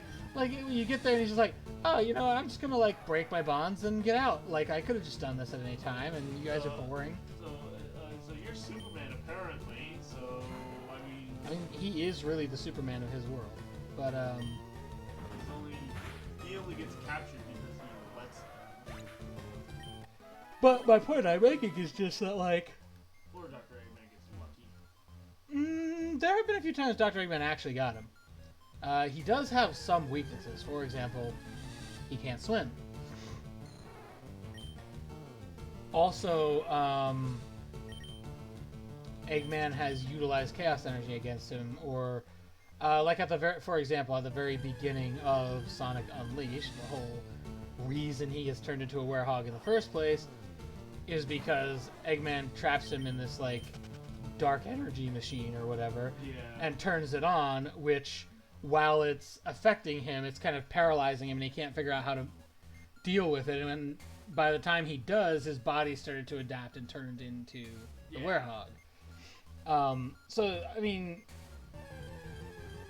what I think is a big problem with modern Sonic games in general, I think the game apologist does a really good job of describing it, is the concept of like, Eggman doesn't feel like a threat most of the time. Like, and he calls out that Eggman's house is designed to feel like a threat, but it doesn't most of the time, because it's a theme park of some kind, and you can just smash through all the robots like they're no big deal. But Eggman purposely designs his place wherever he goes. Like in Sonic Colors, it's like this huge space station theme park, and the idea is the words that the game apologist uses is, this is his house and you are not welcome here. And there are a number of times I felt that throughout the Sonic series. Hang Castle is a good example. Although I think Hang Castle was less Eggman's territory and more the actual bad guy's territory, since I haven't spoiled that particular game for anyone yet. That's another thing I don't like about modern Sonic is Eggman is not the final boss anymore. He never is. Eggman's always this guy who gets involved in some bullshit that's bigger than him and then comes crying to Sonic to save his ass from it. And there's usually like a hero storyline where Sonic fights Eggman throughout the story, and at the end of it, he beats Eggman, and that's the end of the hero storyline. What did I just do? And that's the end of the hero storyline. And then there's usually like at least one other storyline. It's usually some kind of dark storyline that stars Shadow to some degree. And in that storyline, they try to make it seem more like clandestine operations of some kind, with Rouge the Bat and Gun, the government that controls the world. That sort of take on it. And in that storyline, usually very early in it, you discover whoever the real villain is going to be by the end. You figure out who that is, and you're trying to thwart him through the dark storyline. And close to the end of that dark storyline, Sonic does some dumb shit that he had no reason to believe would cause a problem, but obviously makes it way easier for the real bad guy to now suddenly become a much bigger problem than Eggman. At which point, Eggman stops being a problem and helps you fight the real bad guy. And I'm just not a fan of that. I want Eggman, like, I want Dr. Robotnik back. In my head, and this is maybe because I read a lot of the Archie comics, there's a huge difference to me between Dr. Eggman and Dr. Robotnik. Eggman is a goof. He's a threat, but he's not the threat. And he does a lot of nasty stuff, but ultimately he just wants a big, shiny, fancy house with his face plastered on it. And that's, at the end of the day, that's the vast majority of what he wants. He says, I want world domination, but he doesn't really act like he cares that much about controlling people. He cares a lot more about just having the resources to build shiny statues of himself. And to be blunt, he kind of already has that, so Dr. Robotnik, on the other hand, is a legitimate existential threat to the world. Dr. Robotnik is the enemy in the Sonic movies. Not Dr. I wouldn't call him an existential threat, but he is the threat. Not He's a an threat. existential He's one the in threat. the I haven't seen the second one yet. Because I went to I watched the first one, and then I went to see if I could rent the second one on YouTube. It was like, we want $48 or some bullshit like that. I was like, fuck that! I could buy it for that much. Jesus. Or I was like, I want $25 or something. And I was like, yeah, no.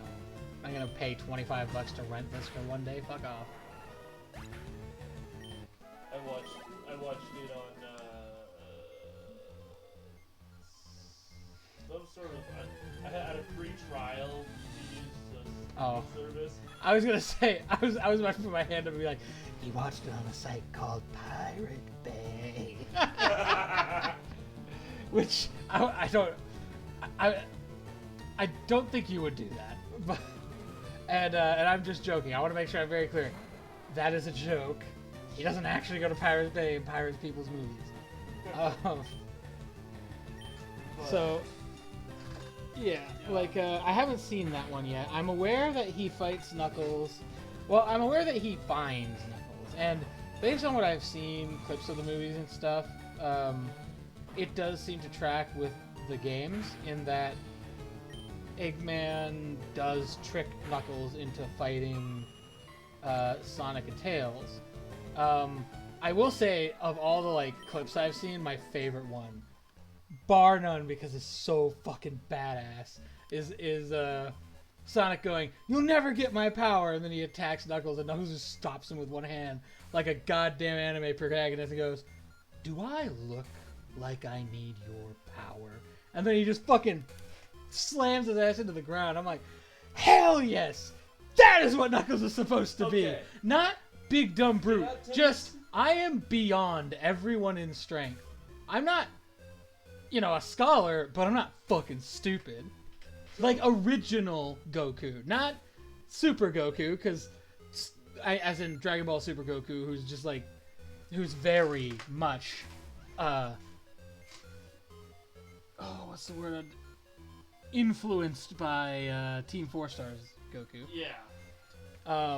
But like the original Goku, where you saw him do things like he would take something serious, and because I remember, for example, like when he fought with Boo, he understood that he needed Boo to feel like Boo was getting what he wanted out of it, so that he would leave everyone else alone for the period of time that he could hold him there. And part of that was talking to him about how, while he may not agree with Boo's way of thinking, the means by which Boo fought, he found honorable. And stuff like that. And he was smart enough to come up with ideas like that and, like, actually utilize and capitalize on them. Yeah. Anywho. But back to Sonic. One thing about freaking the second movie is that... Just don't spoil it. But... Well, I don't think this counts as spoilers, but... Dude... Spoilers, Knuckles is in it. But, dude, Knuckles straight up, like, puts the beat down on Sonic. Oh, I don't doubt multiple times. Because I know that in the original lore, that's exactly what happens. Knuckles kicks his ass. And, what's the word I'm looking for? Even in the,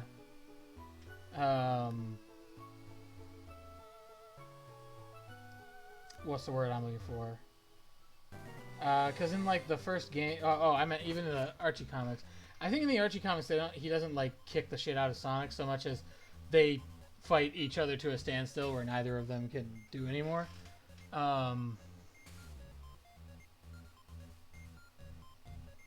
Yeah, the scene that you're talking about happens really early on in the movie.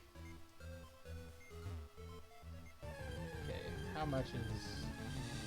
Oh, see, it's not so much to rent it now, so it wouldn't be a problem to do it. I could probably do that later tonight.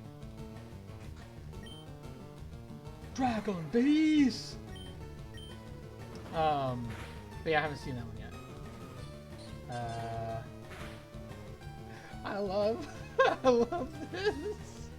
Oh, that puts a smile on my face. Okay, so I look up Sonic the Hedgehog 2 full movie on YouTube, and of course, it pops up with the first thing on YouTube. It's like, do you want to watch this with your membership, or buy or rent it, or whatever?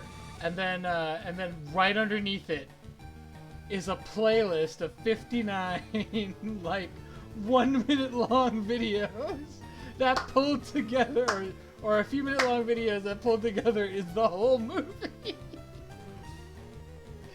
Oh, brilliant. Brilliant. I love it.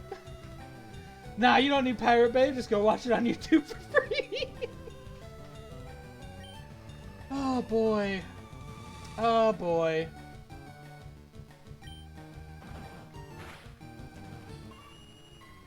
That is funny to me.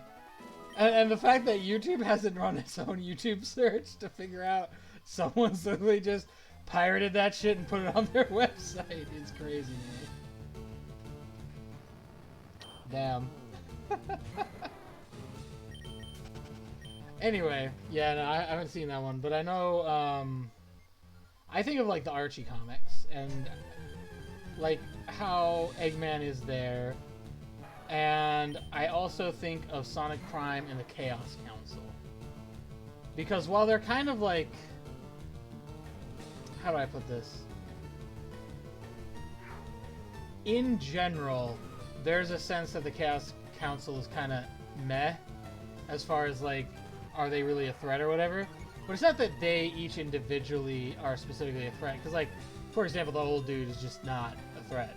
But, but like, the baby has this big mecha it flies around in. And that mecha's a threat! That mecha's one hell of a threat! Also, the mech suit that... I forgot. I just had his name flash in my head, and I'm like, oh, right. So each of them, because they're like split off versions of Dr. Eggman, each of them are like called Doctor Something. And one of them, like the anime weeb otaku version of Eggman, is called Dr. Deep. He hasn't watched the show yet, so I'm not going to spoil things for him. But they're the main bad guys of the show. You'll learn that in about 10 seconds of watching well, 10 seconds might be a bit short, but you'll learn that very shortly. Like, they're the main bad guys in the show. But it's not so much them directly that makes me feel like, oh, these guys are a problem. It's everything around them. And it's the fact that you have to realize that even with Sonic in the picture, all this stuff around them is because of them. And they did this to the world. Like, and they remind you of that every couple episodes. Like, you'll be like, oh yeah, like you'll go back to that world or that place where the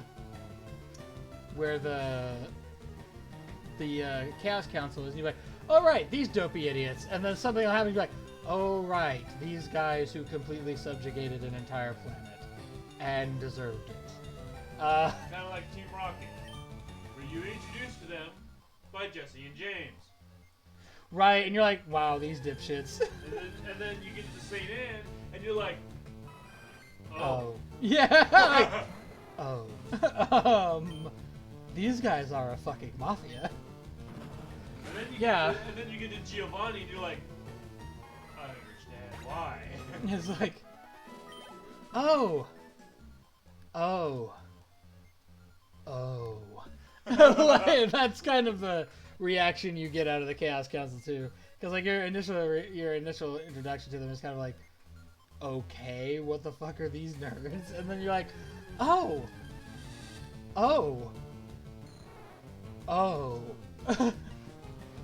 And that's about the size of it. Yeah, that's my reaction to them, was like that. I mean, if you want the single most, this is what we need, back to back like that. Just keep doing that, please. Right. I mean, if you want to know what the most peaceful, harmless team in Pokemon, it's the team in Pokemon Scarlet, or in Pokemon Sword and Shield, Team Yell. Get rid of Thunderwave for Safeguard. Team Yell. Well, if I remember correctly, Team Yell is just like a fan club for one of the other trainers. Yep. And like, they just go way overboard. Because, I don't know, I recall specifically that, well, I mean, we're playing this game right now. We've switched subjects considerably. I'm aware that in this game, the Team Rocket, is literally a fucking mafia.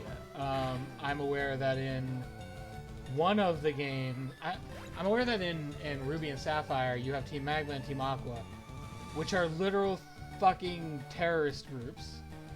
And in one of the games, you have this guy whose goal is essentially to destroy all of mankind so that Pokemon can prosper. And that's like what do they call it? So that's like an eco-terrorist group, specifically. And then you have, like, Team Skull and Team Yell, and it's like, okay, you guys are just kind of total numbnuts. Like, even the person that they're cheering on. Yeah. It's just like, guys, knock it the fuck off. Yeah, at some Seriously, point. I said chill the fuck out. This maybe is a really mean thing to say, but I started referring to Team Yell as Team, so. Because I was just like, what the fuck are these guys doing? And to be honest, that's not because they wanted to do something good for someone. It's because they like are incapable of fathoming the idea that they're being a bit too much and they should tone it down a little bit. And maybe their actions are embarrassing this motherfucker. Oh man, Team Star from Violet and Scarlet. I haven't fought them all the way yet, but they strike me as something closer to Magma and Aqua than we've had in a long time. Magma and Aqua was the what was it? Team Magma. Man, I'm using Honest Trailer's joke, but it's a good joke. Team Aqua wants to reduce the world's landmass like Lex Luthor in that one Superman movie. Team Magma wants to increase the world's landmass like Lex Luthor in that other Superman movie. But yeah, so essentially the idea is Team Aqua intends to flood a certain amount of the world with water because I don't know why I didn't play the game yet. And Team Magma wants to get rid of some of the ocean to make more viable land. And from what I gathered, the team leader of each person is generally not evil, but have been convinced, maybe it was like by Garatina or something, have been convinced that they have to do some evil to make shit work out, and I don't know. I remember someone talking about Ruby and Sapphire's story at one point, but I don't think I paid attention very well. Also, don't spoil the stories of anything, because the only one I've actually played all the way through is this one. And I want to know the full story of each one, and I want to, like, get to the different points in the story and be like, oh, how dare. Right. I'm sure I will react more meaningfully than all of that, but... Yeah, but that's the short version. Yeah. Ooh.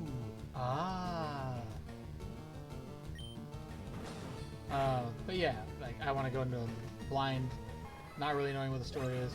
I remember reading a Pokemon fan comic.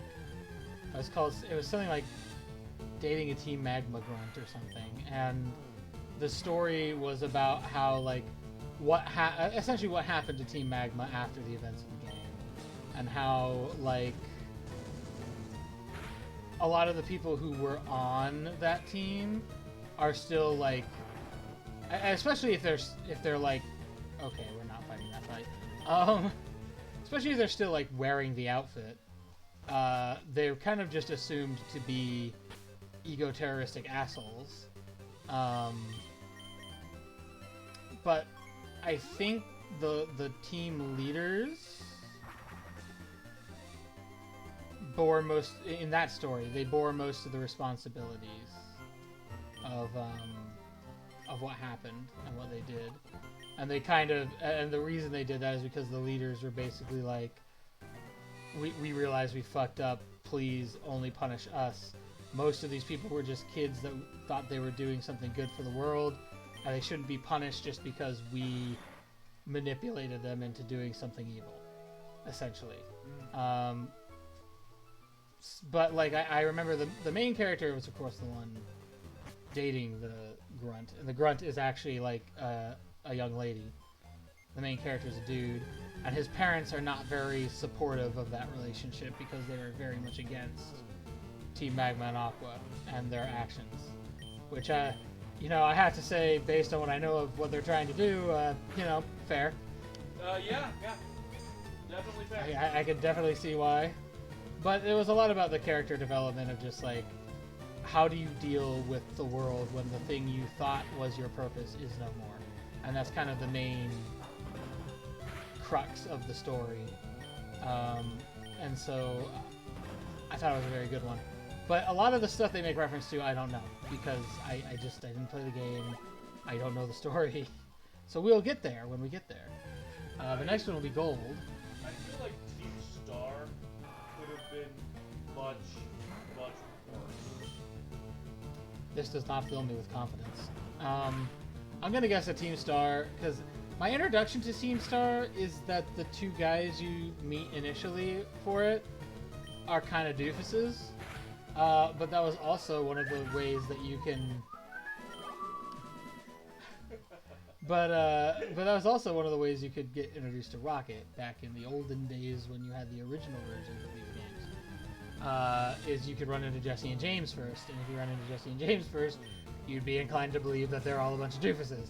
And then afterwards you're like, oh no, they're not actually.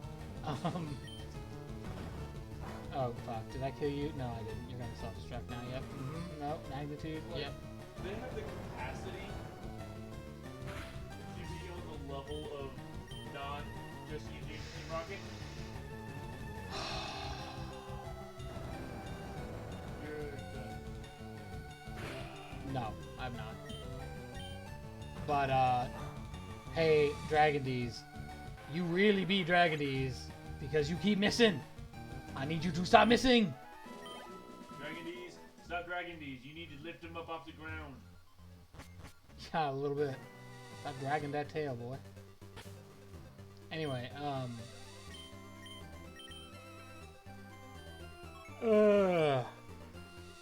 based on like just how they've talked about Team Star and what's going on with them a little bit, I've heard very little. And then just kind of like how they're spread out across the map and the way they talk about the leaders a little bit leads me to believe they're a little less goofball-y than Team Yell. They're not as like, we're literally just a dumbass fan club that can't take no for an answer. That's all Team Yell is. But I get the feeling Team Star actually does have some kind of objective it wants to accomplish, and is willing to hurt people to make that objective happen. I actually get, I'll tell you what vibes I do get from the first two, besides them themselves being kind of doofy. Who were the first two you dealt with? I don't know, the ones in front of the school, man, I don't know. Oh. You go up the stairs, you're following, like, Battles to Feel Good chick, the creepy one. Yeah. Who's like way too interested in shit. Nimona. Yeah. So you follow her up the stairs or whatever. Like halfway up the stairs, you get waylaid by these two guys trying to recruit you to Team Star, and I feel that they have a very similar sort of. They have a similar feeling as, ironically, the character's name is Giovanni. From Epithet Erased, and if you haven't seen that one, that is Jello Apocalypse's cartoon show, and you should watch it because it's great. But there's a character in that show who, like, he's part of this, like, very Team Rocket-esque gang that is also a pyramid scheme. And I get that same kind of vibe from Team Star. Team Star, from what I've seen of it so far, yeah. Team Star, like I said, they could have been so much worse. But they are, Hearing that makes me feel like they could have been so much worse, but they're fine, I guess. Is kind of the next thing you would say. They're not Team Rocket, and they're not Team Magma and Team Aqua. See, I see people go to, like, Comic-Cons and shit dressed up as Team Magma and Team Aqua because those stories actually had an effect on people. You have something like Team Yell, and you're like, these guys are just hooligans that don't take no for an answer. Team Star is not Hannah and will never stand on Team Aqua or Magma's level. Ever. They need to make another one that does. They really do. I want to see a team that comes back and, like, actually... Because, like, the bad guy from... I don't know if it... The crazy orange-haired dude. I don't know what generation he's from. He's the guy who wants to, like, destroy the world so Pokemon can prosper. He wants to destroy all humanity. He's also a character I see referenced a lot in Pokemon fan work. Like, he's an important character to the Pokemon mythos that's been built around it by the fans because he's you know, a full-fledged character. Whereas I feel recent bad guy groups are not like that. Although I did feel that the bad guy from Sword and Shield had much more personality to him than previous bad guys in the last couple of generations.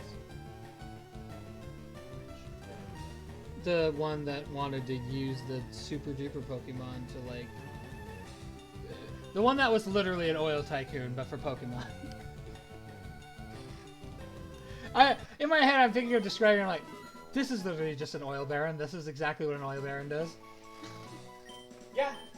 It's just an oil baron, but in Pokemon. Yeah, basically it. I mean, Pokemon Scarlet and Violet is literally Pokemon High School. Yes. I've seen enough of Sword and Shield to have a general idea of what's going on, story-wise. Obviously, I understood that the bad guy is basically an oil baron. Except for the... Oh my god. Okay. So after you beat the Elite Four... Oh, then you have those two wackos that come out later they who are... just come out of fucking left field. You're yeah. like, who the fuck are you? They're like some kind of pseudo-royal people or some shit like Yeah, that. and I'm just like, get out of my way, you twit. Oh, I recall you actually fighting one of them at one point and be like, okay, you were not supposed to be this strong, or something like that. No! No. I never had a problem with these guys. Because you gave me the Pokemon Wing Oh, yeah, that's fair, that's fair. What he's referring to is I went to buy... What did I buy at GameStop? For my birthday, you got me Pokemon Arceus as well. Oh, yeah! And then I told him I think he bought Sword and Shield, that he owned both of them. And the lady was like, oh, well, he'd probably like this too. And then she gave me like a code where you download a shiny whatever this game's mythical Pokemon was called. I don't remember. And I gave it to him, and he was like, yeah, so that was just the win every battle I want to win code. So, not only was it a shiny...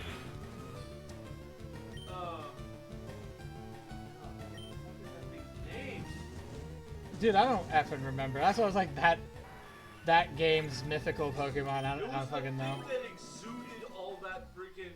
all the Dynamax energy. All the Dynamax energy. I do remember that name because that's the one voice line everyone has is to yell, Dynamax! Max! Like...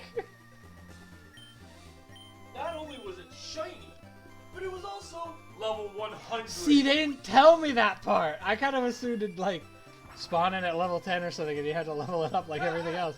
But nah, fam.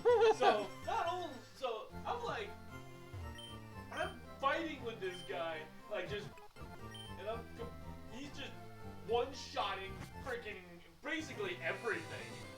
And I'm like... I mean, he's a mythical. Yeah, and he's a level 100. And I beat the freaking, I used that code about 2 gyms prior to the end.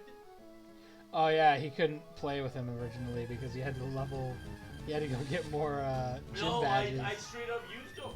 I know, but you were like, yeah, I have to get gym badges though because he constantly doesn't do what I say. But here's the thing, he didn't start doing, he didn't start ignoring me until my fight with Leon. Leon is who? The champion. Oh, the guy who the guy with the Charizard. Yeah. The guy, the wholesome guy, who is got some kind of connection to the Oil Baron, but turns out to be a good guy anyway. No, not really. I remember you have this like I'm better than you character that's backed by the Oil Baron. That's not white-haired character that I don't know if it very ambiguous or androgynous, I would say, character. Which I remember thinking that was surprising because I know that in Japan they're not as big on that. So Nintendo doesn't usually go out of their way to do that. So I remember feeling like surprised that was in there. So I was I was playing through that, and I'm like, the entire time as I'm dealing with this person, I'm like, my God, you're a prissy little bitch. I don't think I've gotten far enough in the game to make that determination yet. You're just a prissy, entitled bitch. I thought she was female. Oh, is it a he? That is a dude. Okay.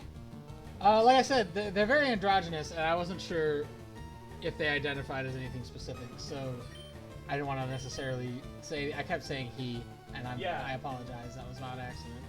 But like, it was actually a dude, and I'm like. Well, like I said, I'm aware that politically Japan doesn't find that particular issue to be as important to them. So in general, a lot of the content that comes out of Japan, including Nintendo content, isn't so concerned with that, and as a result, you don't see it as much in that content. So it surprised me that they had someone that was that androgynous. Yeah, but then again, given what his role is later on... Don't tell me, I didn't get there yet. Do not spoil for me. I can't say that that's accurate. Yeah, okay, you're confusing me, and I need to just play the game. But we'll do that on stream at some point when I get to that. Yeah.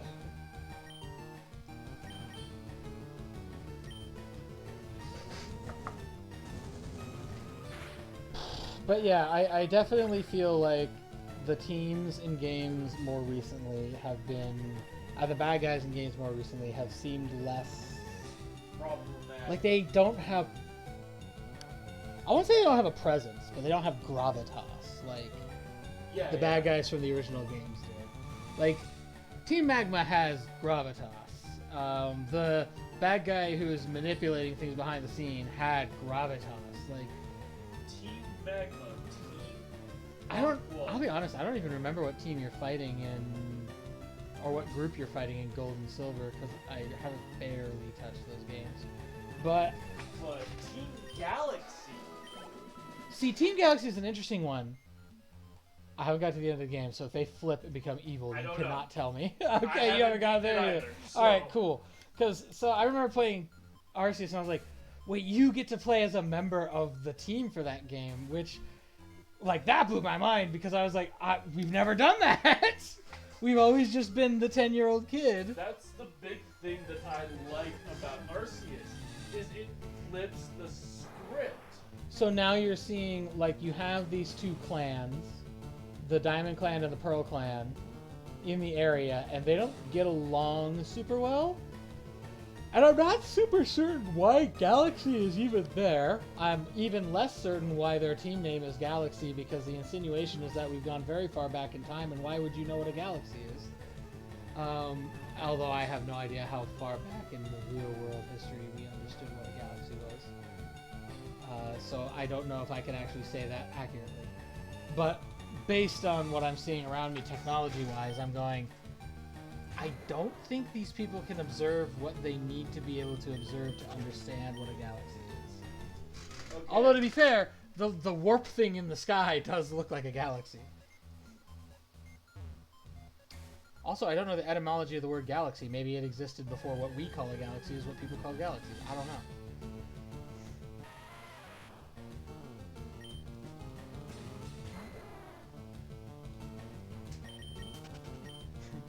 Torque's over here looking up when people figured out a galaxy was a galaxy, and I'm like, ah, yes, the educational part. Oh no, I'm looking up the big question. What are the Pokemon teams for the games? Oh. You know, the important things.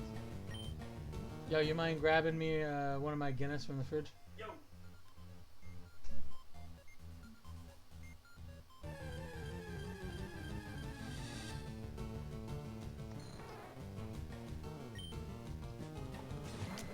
I don't know if this is taking more time or less time by running away from everything I don't think gives me enough XP. But it feels like less time, so I'm going to keep doing it.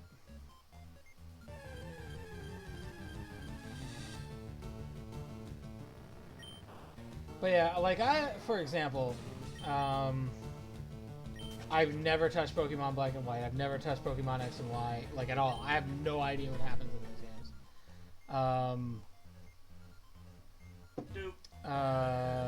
Where's my? It's in here. I'm tangentially aware of what happens in Ruby and Sapphire, and I'm tangentially aware of what happens. Well, I'm fully aware of what happens in this game.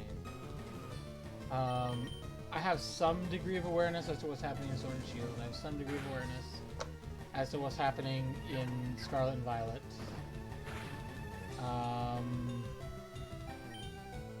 And some degree of awareness of what's happening in Arceus, but I haven't beat Arceus yet. I'll probably play Arceus as well eventually. It does seem to be a very interesting game. It's being very fun. I will probably go for an actual full Pokedex run when I do that, because Arceus strikes me as like not something I can really do a nuzlock of. I don't know if that's actually true or if anyone's come up with a way to nuzlock Arceus.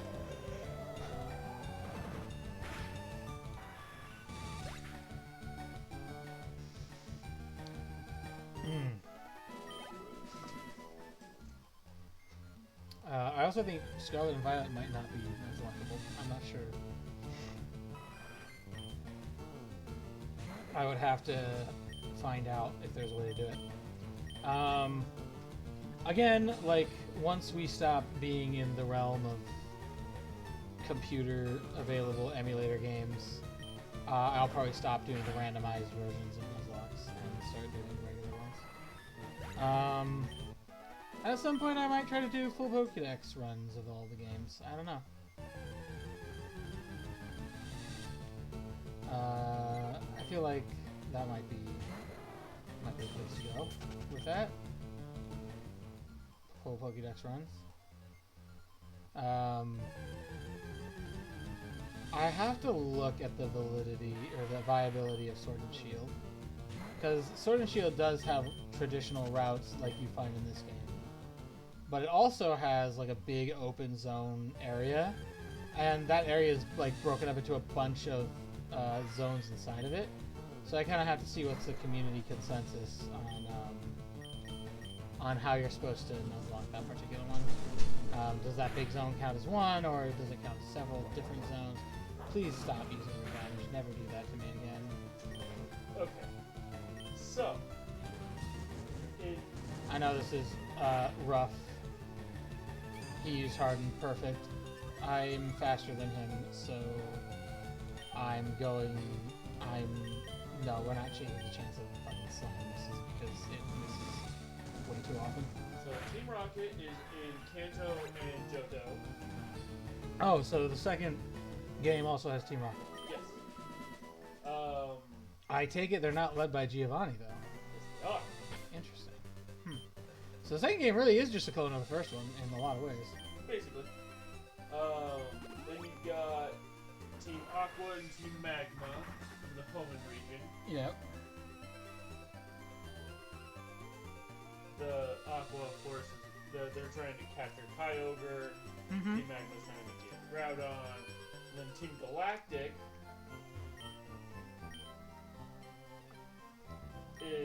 they're operating in the Sinnoh region.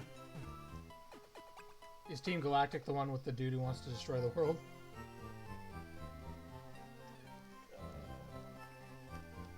Recreate, yeah, basically. Recreate the universe in Cyrus's image. Yeah, I think that's his name. Then you got Team Plasma in the Unova region. Remind me which one is Unova? Is that Diamond and Pearl?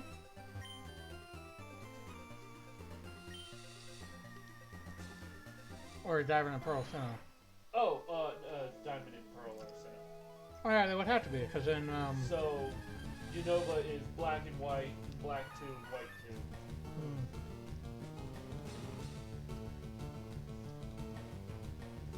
Then you got Team Skull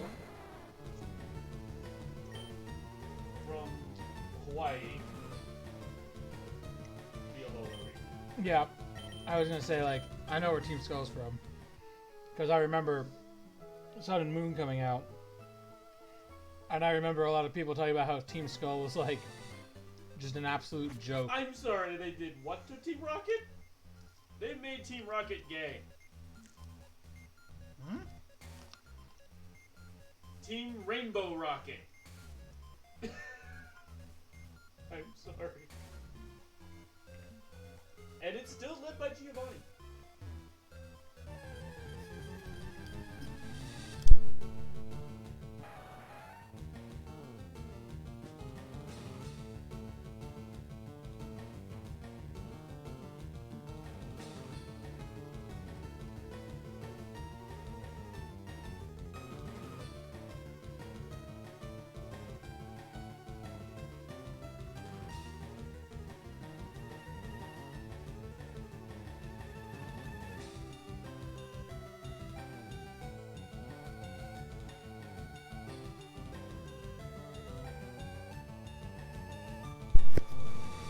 So, I have a hard time.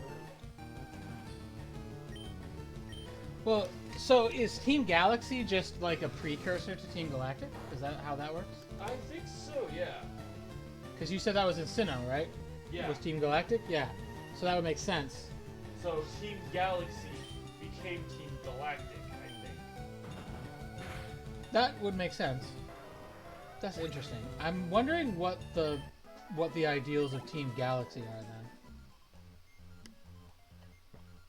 Because like they say a lot of stuff, but like what is their goal really? Basically to maintain the peace.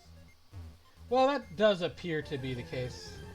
But now I'm wondering if there is like a darker underbelly to Team Galaxy. And then of course in the Galar region we've got Team Yell. Mm-hmm. Let's see.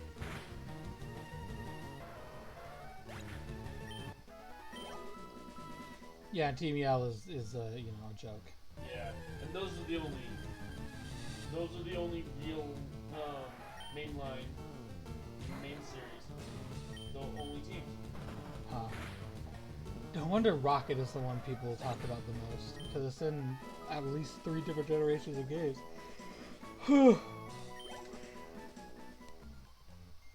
Yeah, I only barely know anything about Sun and Moon. I'm aware that like right at the beginning of the game, there's a cutscene that makes it look like the pale girl is like running away from a lab or some shit, and she has some thing in a backpack that came out of that lab, and there's an insinuation that whatever that thing is, it's not good, but that she thinks it's good for sure. But I don't know. I never got into the specifics of it. I don't really want Sun and Moon spoiled for me either, because again, I will get there, guys. I will get there. It's a long way into the future, but I will get there. This is taking way longer than I want it to.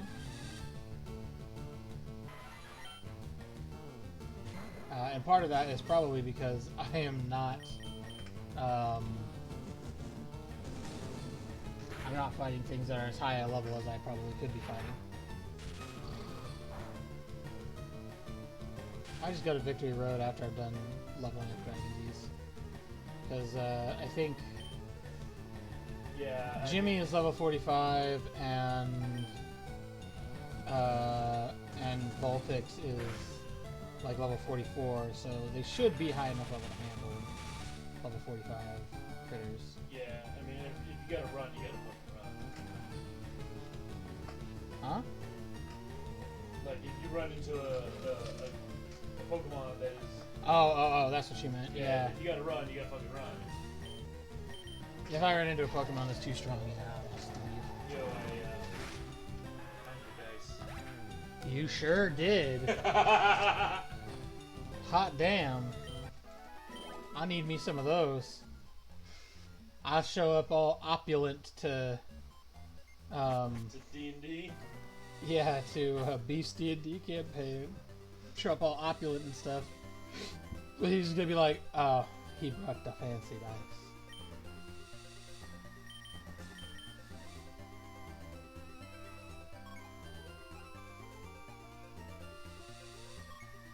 Okay. So it's gonna be about $70-ish for a full set. Yeah, a couple months maybe. Oh. Are they one of these? We only have like 50 sets of these. You have to get them now. Oh. I understand why. Oh, are they made of real gold, or they have real gold implemented into them?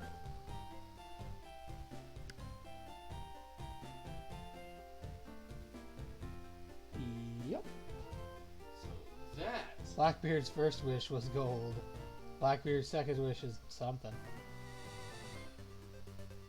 Okay, this is right. That wasn't what I showed you. Okay. Well, what did you show me then? I'm looking. It's not what you intended to show me anyway. It is what I ended up seeing. Okay, we're not going to fight this either because we're just trying to get to Victory Road right now. I don't know if I actually have access to Victory Road. It kind of starting to look like that might not be the case.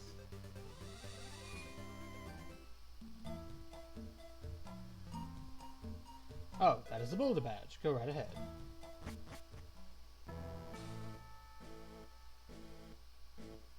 You can pass here only if you have the Cascade Badge. Oh, that is the Cascade Badge. Okay, then please go right ahead. Yeah, I have a feeling that this won't be the ultimate goal of trainers, Pokemon League HQ. Yeah, I have a feeling I won't be able to make it to Victory Road. Victory Road probably means I have to have all the badges. Oh, that is the Thunder Badge. Okay, then please go right ahead. Okay.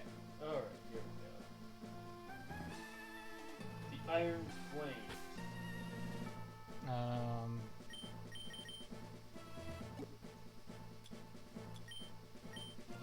Where am I right now? About $30-ish Yeah. per set.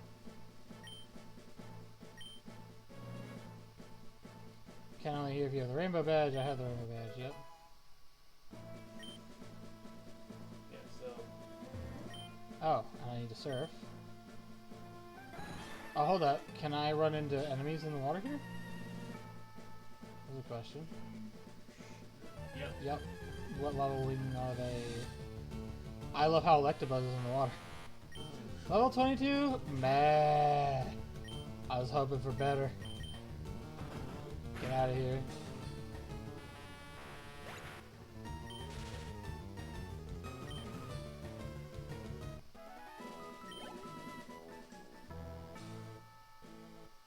The Soul Badge. Oh, that is a Soul Badge. Okay, then please go right ahead. Yeah, I think I can't get to Victory Road until I get the Flame Badge and the other one. The Marsh Badge. Oh, that is a Marsh Badge. Please go ahead.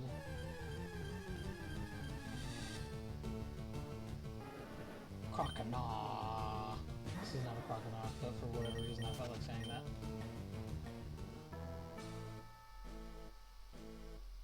See, I thought Victory Road was just this whole ass place. Do you have a Pokemon from Victory Road yet?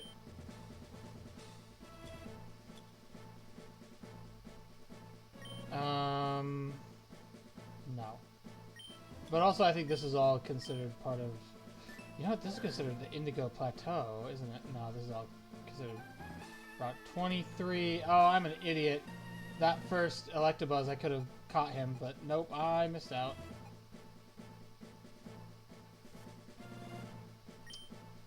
I missed out. Okay, so I don't think I can go any further now.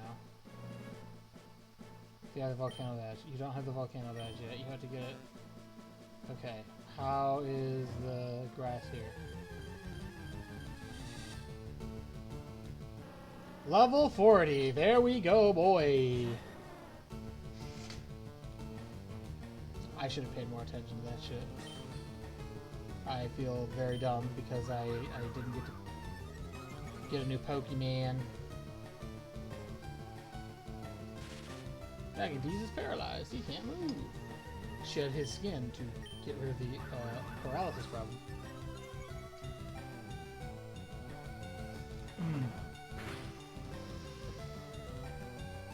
Come on inside, and welcome to the jam. You can keep doing that, Beedrill. It's not doing damage, and I am, so...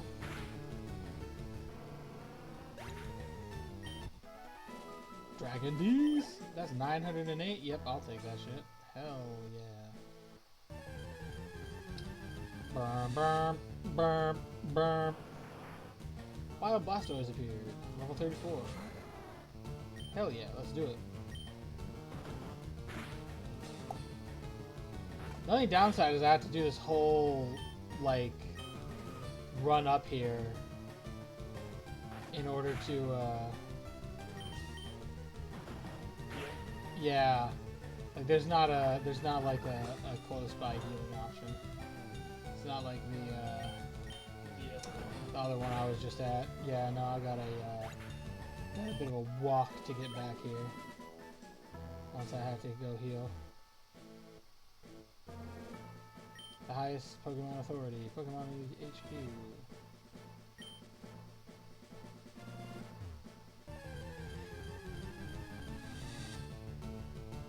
Wigglytuff! I actually like the original design of Wigglytuff. Right? I think it looks different nowadays. Like, it doesn't look the same as it used to.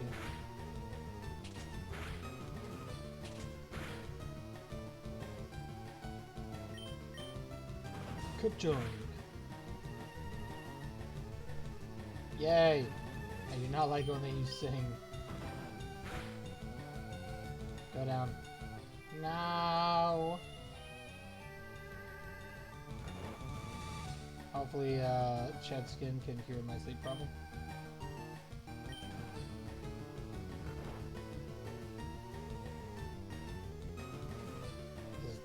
Yep, it sure can. Nice. Ah, not so nice. Damn it. Disable? Oh no! Guess I'll just have to use the one that actually hits every time I use it. Be gone, thought. Oh boy, that's not great. You were supposed to die to that? This is really embarrassing now. yeah, get in the ground. Thank you, please. Gracias. I need to fly out of here now.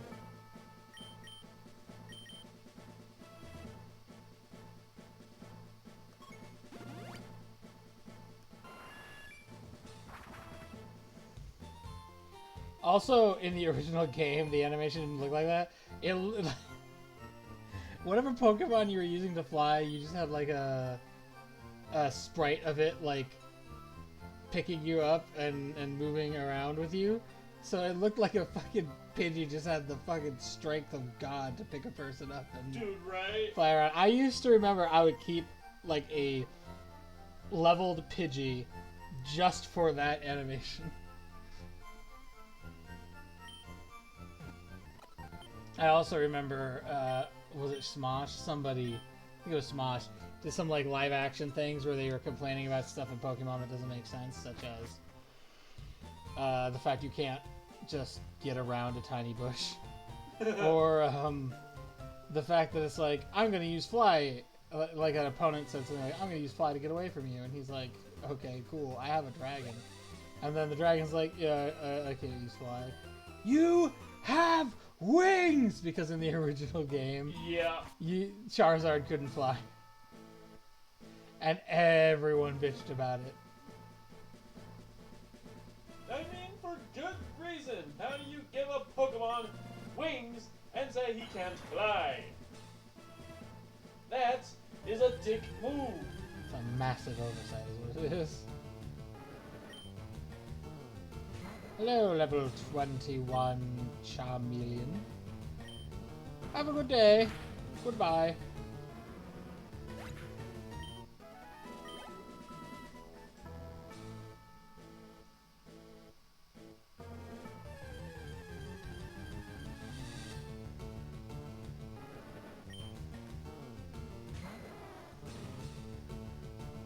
Hello, level 22 Charmeleon. Goodbye. What are you doing? Wait, hold on. Why on earth? Why did Slam miss? Stop missing.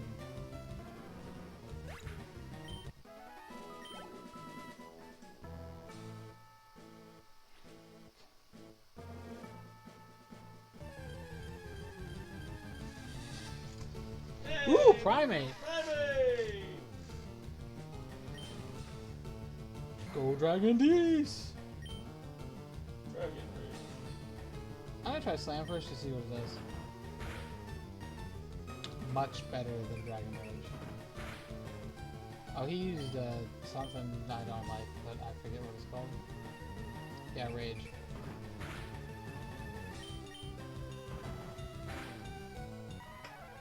Be gone from me.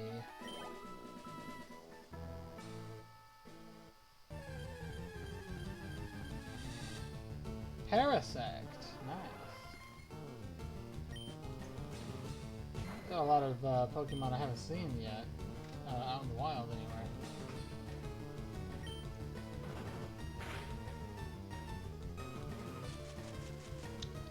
Right, Sunspore. My favorite. Ha! Screw you.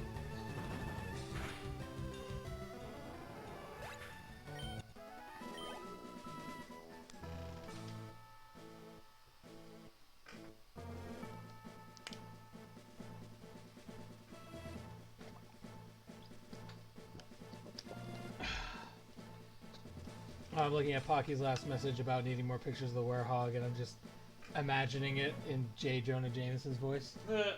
Parker, bring me more pictures of the werehog.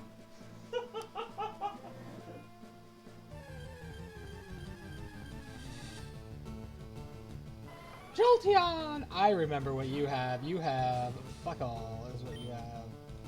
You have exactly one move that does damage, and it's not that great. Oh, well, you have another move that does damage now. Okay, it's also not that great. Physical attack, so you get damage. Oh, he used quick attack. I might not take damage, but...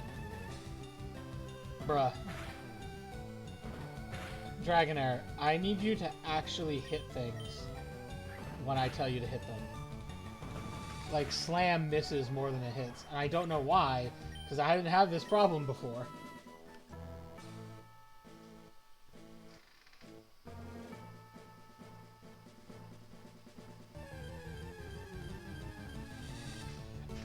What if I can use strength to break those boulders? Oh no, wait. Rock Smash is for breaking the boulders. Strength is for moving. Oh.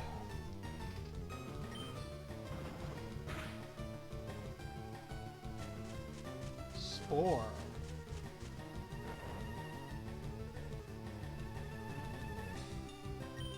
Oh, it makes you sleep.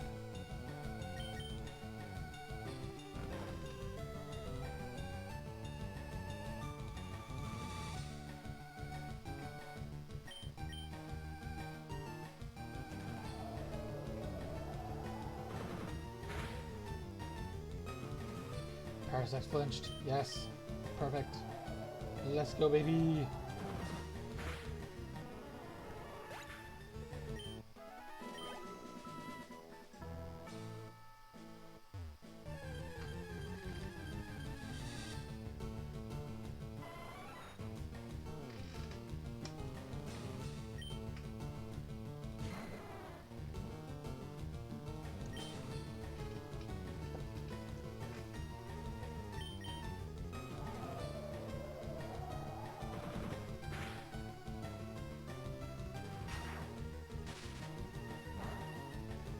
not very effective.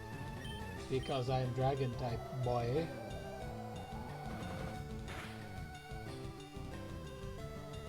I forgot Twister makes people flinch. That's dope, actually. It's like Bite. I'm getting lots of XP up here. This is definitely the grindy spot. Yeah. LMAO, I got a Dragonair, so lucky. I don't know how to tell you this. I got 3 of them.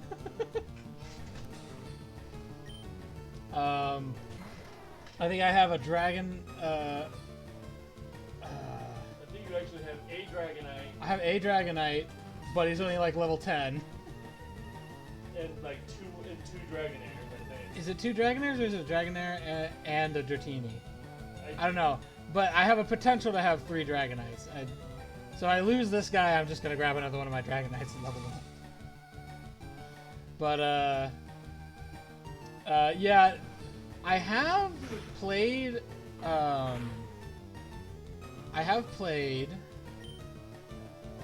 what's the word I'm looking for? I've attempted this before, the randomized Nuzlocke, and in that previous one I had 2 Gengars, so I don't know if that was lucky or not, but this is the first time I've like got a bajillion of a normally pretty rare Pokemon.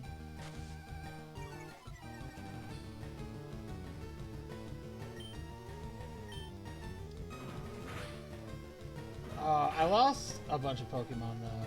I had a Golem that was like my champion for a while, and then he died. There you go, level 50, huzzah! Okay, we can now choose another Pokemon to fight with for a bit. Let's pick the bird.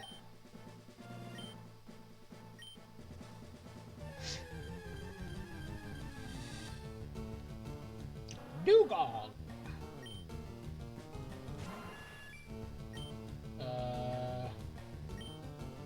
No. How much damage does this do? Enough.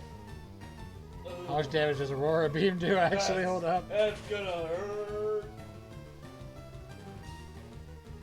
On second thought, I don't want to fight this fight anymore. I choose life. Crockpot, quesadilla, chicken. Wait, hold on. Crockpot, queso, chicken, quesadilla. Huh? Crockpot queso, chicken quesadillas. So it's a quesadilla with queso in it, or on it, or yes? Chicken thighs, taco seasoning, salsa, queso, flour tortillas, Mexican shredded cheese blend, sour cream, and guacamole. That tells me what's in it. It doesn't tell me if it has queso in it, or on it, or both.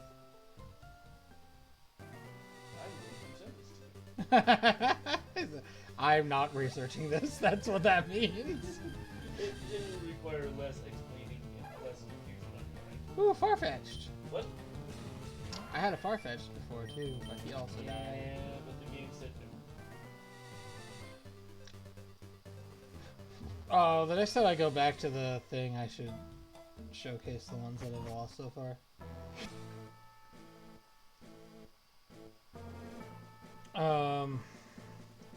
I don't have all the badges, by the way. I'm just leveling to try to get to fight the Cinnabar Island gym. I did not need to see that. I could have gone the entirety of the rest of my life without seeing that. Nope. Well, you can keep it to yourself. Yep.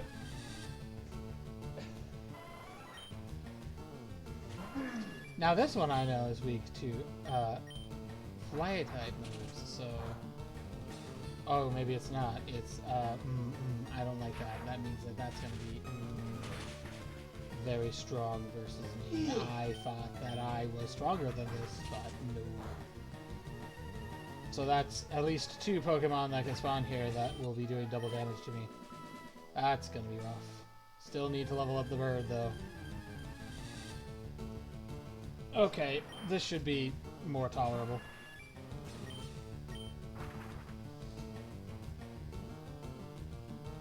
Yup. He uses protects. Protect. It's probably smart. Yep. Bruh. Bruh. How many of those you got?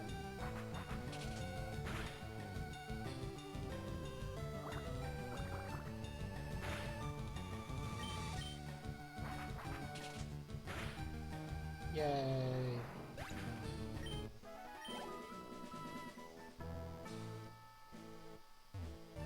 So, man. I feel like we actually accomplished something getting that Dragonair up to level 50 because we've had like 3 times we've tried to get everyone up to level 50 now. And when we did... Good lord, bro. Stop using Protect. God help you. That is so annoying. Yeah, but this is like the 3rd time we've had a Pokemon that we that died on the journey to 50, and then we had to replace them.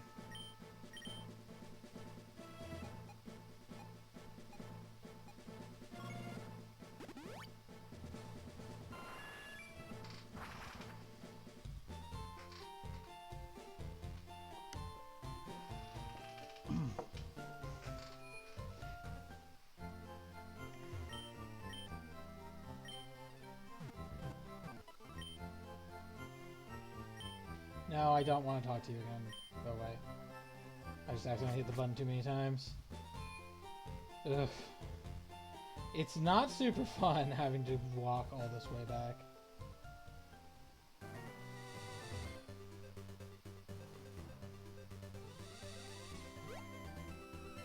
No!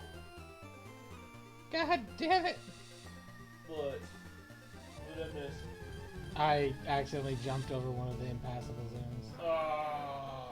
A Kingler at level 3. That might have mattered to me back when I was looking for Pokemon in this area. But I've already caught the Pokemon from this area, I'm pretty sure, so...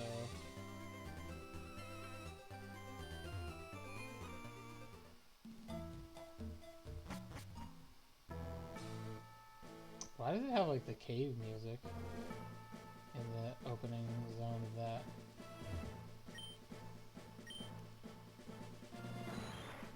Of course, the fact you have to surf through multiple checkpoints is also kind of a pain.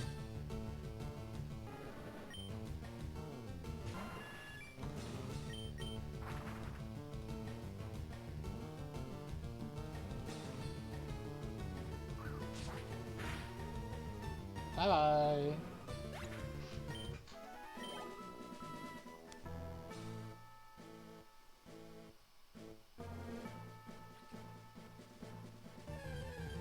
That'll do.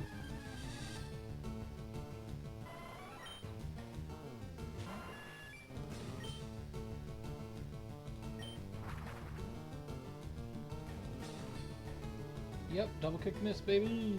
Let's go. Not very effective. And of course now he uses the lightning. Now when he knows he'll hit me. Damn it. Get out of here.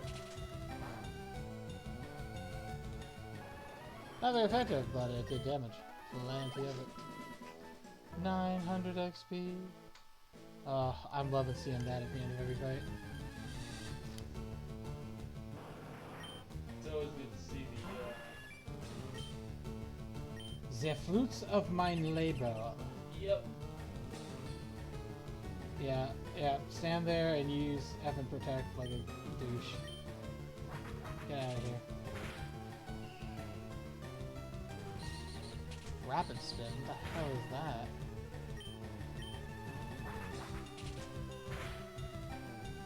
I do spin like a boomerang.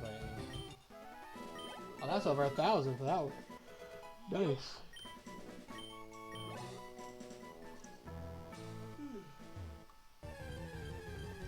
Yeah, I do be getting tired. We're 3 hours in.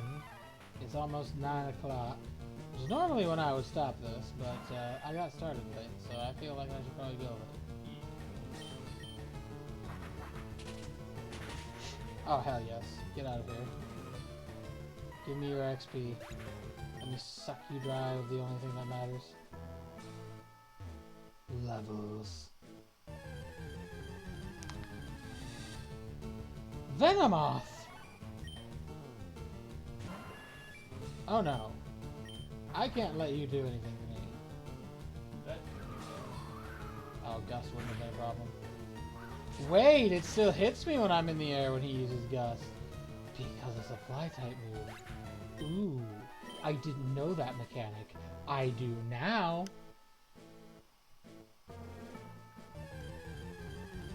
I don't know what enemies have fly, though. I know some of them should have it. Maybe.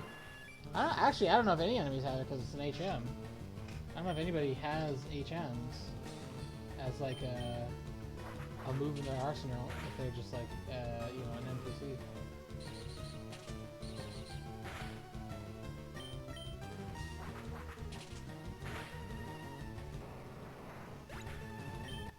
Yeah, 1,020 points for Blastoise.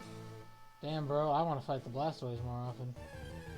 We could just run from Jolteon. That shit is a problem, so...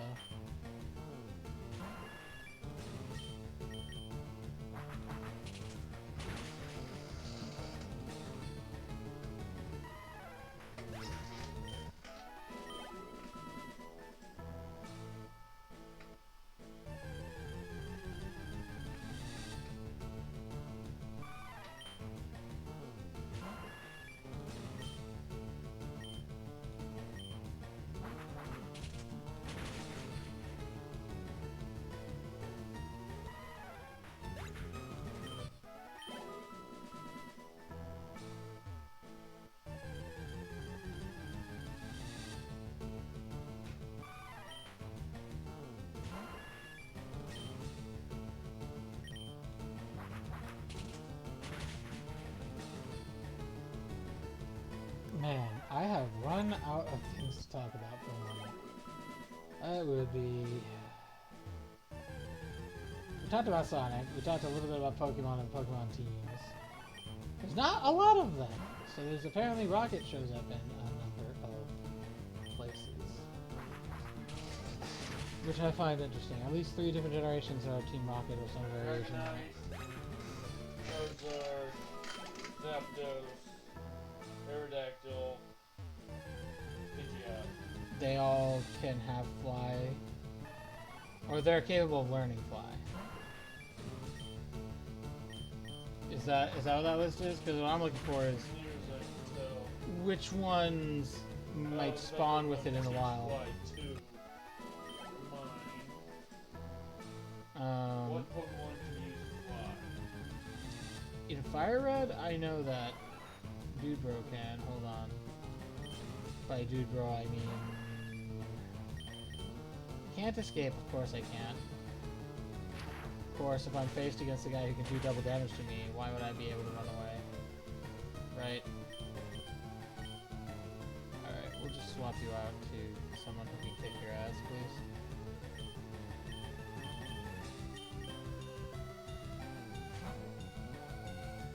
And then I have to go heal. Yeah, you sand attack all you want, buddy. Dragon Rage doesn't miss.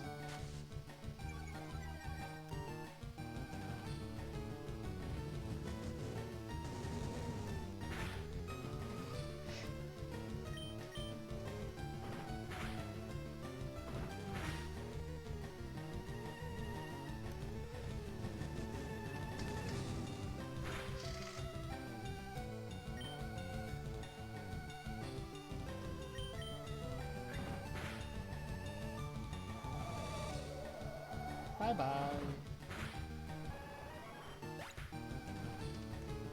Okay, gotta go heal. Oh, I did get him to go to level 47. Good. We are well on our way to Objective 1.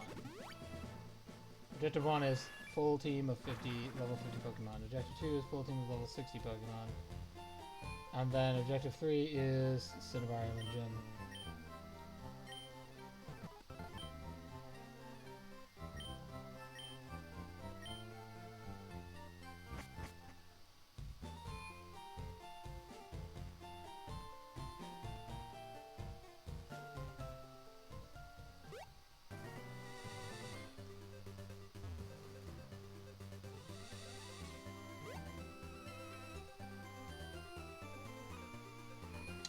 was supposed to go. Rito says hi. Hello, Rito. How are you?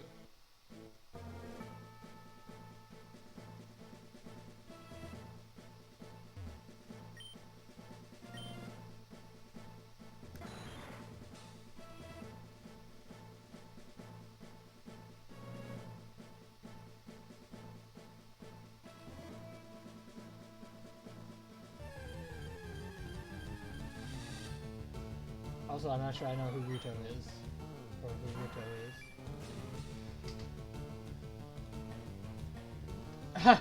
is. No, Pocky, I did not. I just found a place with higher level Pokemon to grind.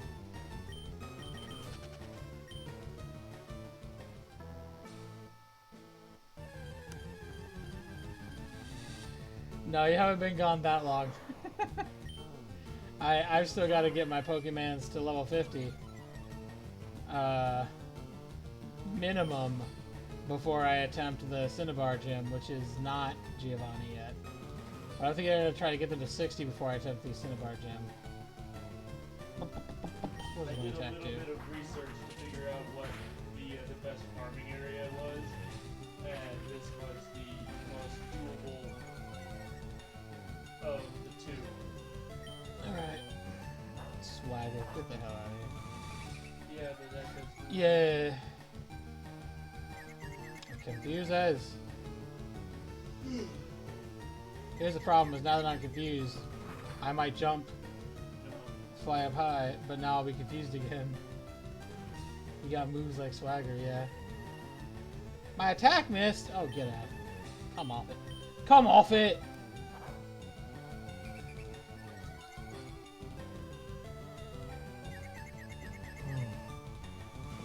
Stop confusing me!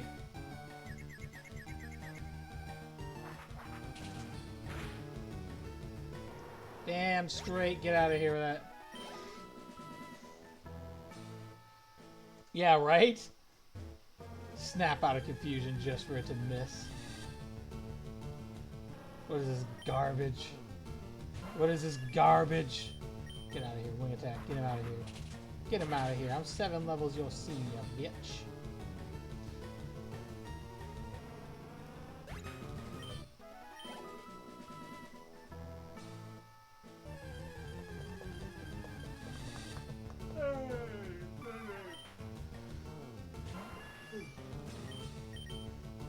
I'm over 10 levels your senior, bitch.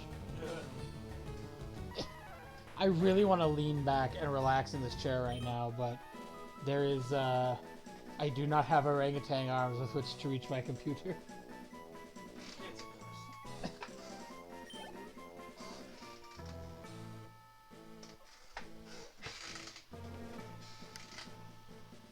Insert Mario Party miss here. I don't know that one. I haven't played a lot of Mario Party actually. But based. I recall it being a very not pleasant sound. Like a sound that when you hear it, you're like, ugh. Do they literally just say miss?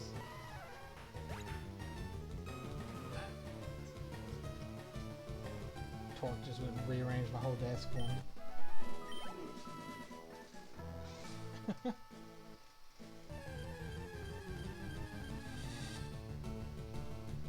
Parasect! Parasect should also take a lot of damage from an attack. Yay!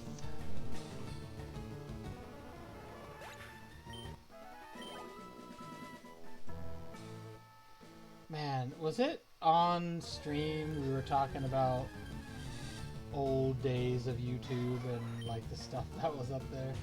Some of which is still up there and you could find? I can't recall. I hope we don't end up like copying topics from a previous stream.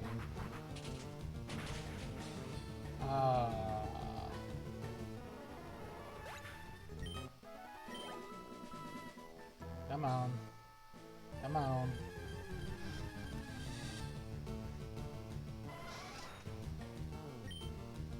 Not you though. I don't want to fight you. Let's go. Get out of here. Get out of here.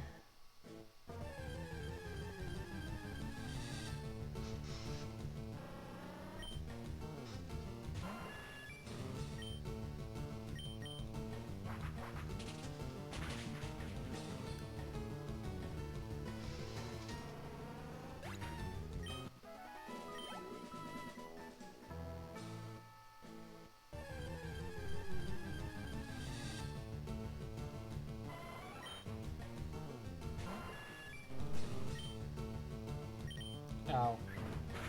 I forgot this is Jolteon. I don't really want to fight Jolteon because he's got attacks that can do a lot of damage to me. But, you know, I can still take him out, I guess. 900 points is nice. Not gonna lie. Blastoise is the best with 1,020 so far. DM with a YouTube vid with aforementioned Mario Party missed sound bit. Cool. I will probably look at it after stream.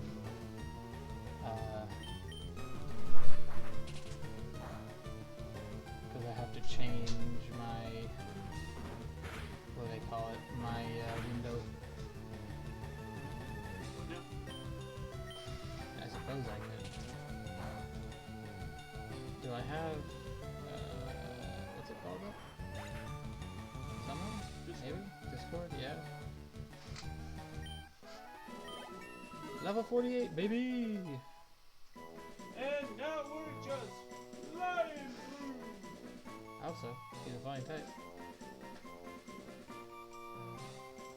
It is loading, Pocky.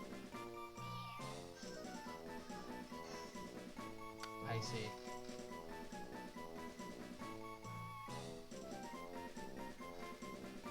I got it on my phone. I figured out how to do it on my phone. I see. I see. Oh, wait, hold on. What's this new one? Agility? Oh, hell no. We're not learning agility. Screw that. Agility is a waste of time. No. Yes. Get out of here. Worthless. I don't care. That's a psychic move. It does no damage.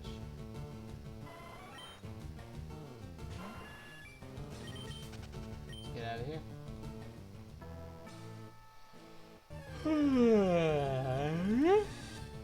Bruh, not you.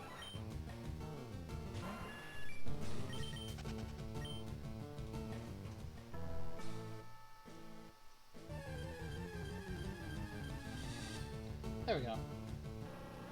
I'll take that. I mean, he's probably not super great on XP for like 600 or something, but like, he's fine.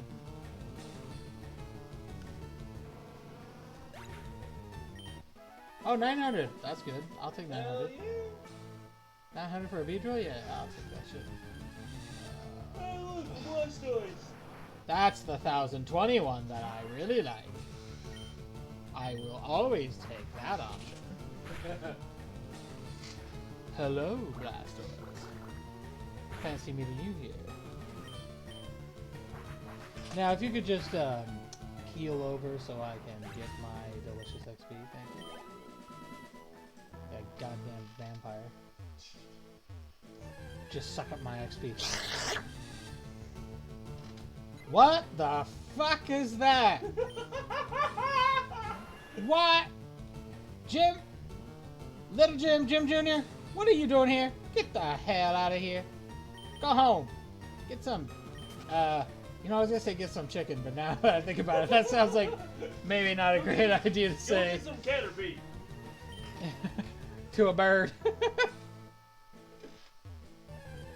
Like, don't commit cannibalism.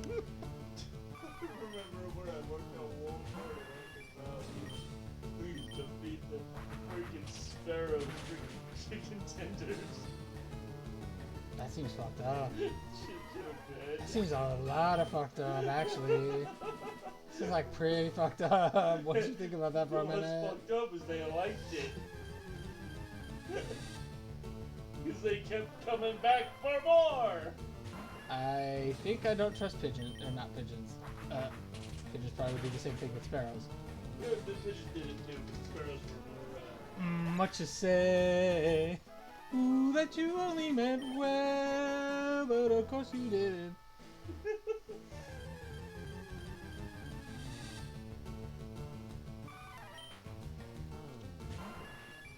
I assume that's a reference to Dear Sister.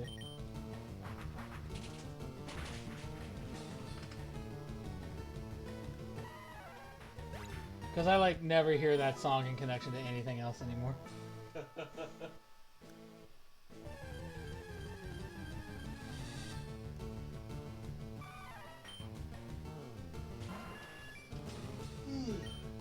Now you're gonna take Jimmy all the way to level 50. Yeah. Will you switch him out? Yep. That's the plan, and then once I get him to level 50, I'll get Vulpix to level 50. Then I can finally use the other Pokemon I've just been having sat there in my inventory and not using for like the last month. Like I said earlier, my 3 objectives are get every level 40 Pokemon to level 50, get every Pokemon to level 60, and then beat Cinnabar Gym, and I think I might accomplish 1.5 of those. Ergo, I will get all of the level 40s to level 50. All the under level 50s to level 50. That will happen. I don't know if I will... I don't think I'll get all the 50s to 60. I get 1 or 2 of the 50s to 60.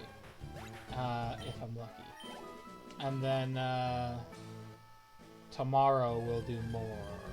So I'm going to double up Pokemon streams this week because I really want this over with, if I'm being honest.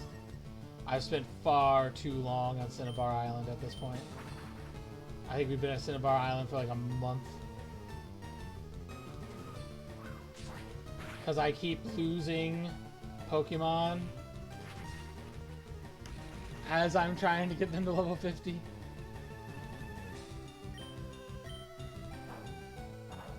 No! No! I hate you and your stupid swagger move. Get out of here. Stop confusing me. Piece of shit. Of course it does, of course. It just sits there and cancels my attack. Bro. No. Okay. We're running. That's such shit. Fly me to the moon, baby. Or at least to the nearest Poke Center.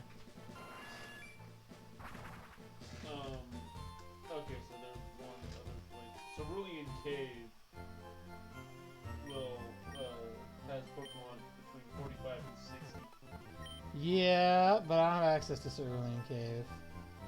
I'm pretty sure Cerulean Cave is the zone in the game where you have to have beaten the game and have a save that remembers that you beat the game in order to be accessed.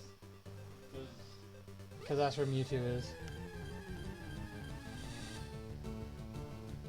Once you can travel throughout all the Sevi Islands, Pokemon up to level 60.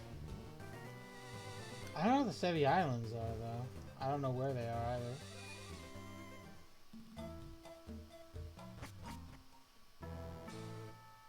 How do I get to that zone?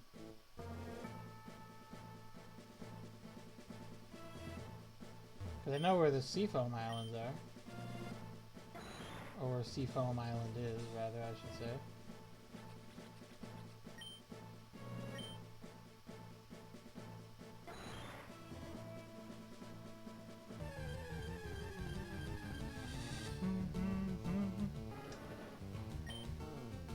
Go, Jimmy! Get him! Be gone! Level 25 Char Megaleon. You're level 49 now. You're level 49 up in this bitch. Take your sensitive ass back to level 46. I don't know. Oh, this one. He likes to open with Aurora Beam. Ha! I guessed you. Sheer cold. Jimmy is unaffected. Oh, that's one of those weather immunity abilities. Yes!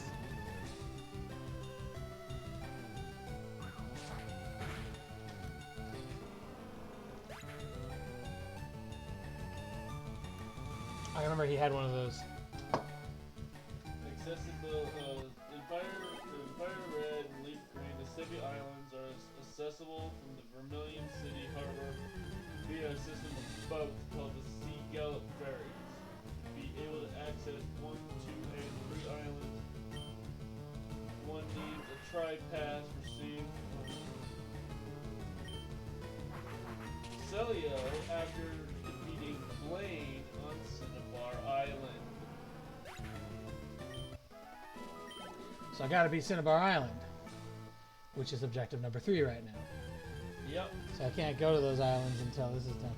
That's gotta be where Moltres is too, I would assume. Probably. Because it's the one area of the game I'm not remembering existing.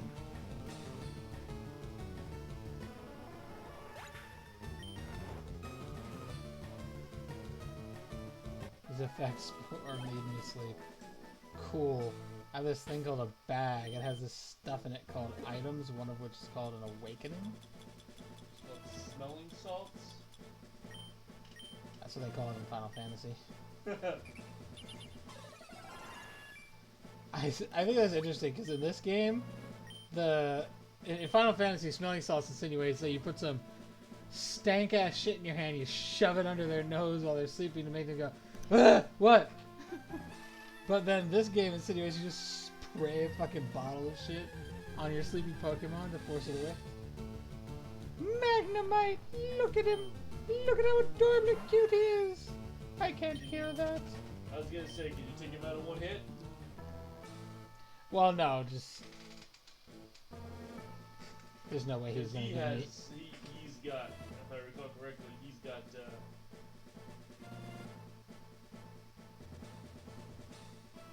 Okay. That's what I get for drinking 2 Guinness on the same day that I gave Plasma. also I think you're out. Guinness. I am aware. I need caffeine.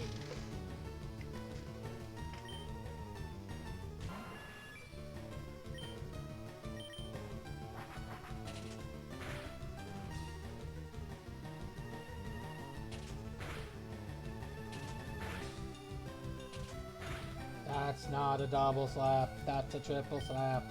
I will continue to bitch about this to my kingdom come. Do not mislabel things, please. Nintendo. Although I'm pretty sure modern Nintendo doesn't have that problem anymore, but eh. Yeah. Have you seen the, like, darker Pokemon comics? They're like pseudo-dark, I'll say. Because most of them is fine, but then they, like, end on a twist. For example, dude asks Hitmonlee to use double kick. Hitmonlee hits the opponent with 1 kick, which, by the way, if you down an opponent with the first kick when you use double kick, your Pokemon will automatically not kick again. Which I think is what this comic is making fun of. And then the guy goes, Hitmonchan, or Hitmonlee, I said double kick. I think the insinuation is that he'd do a lot more damage to him while he's fainted.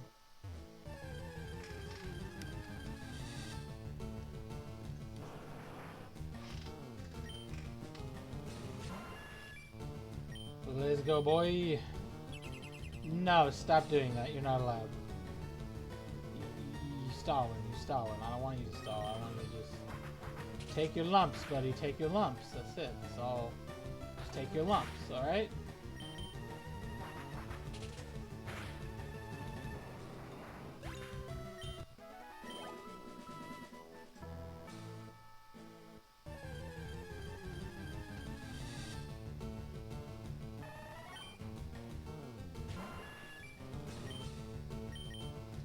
Let's go.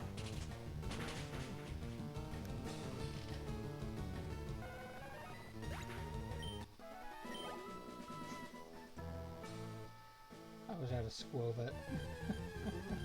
So I wish I had a squovet right now. Because I could start singing The Day the Squirrel went berserk at that Western Baptist Church.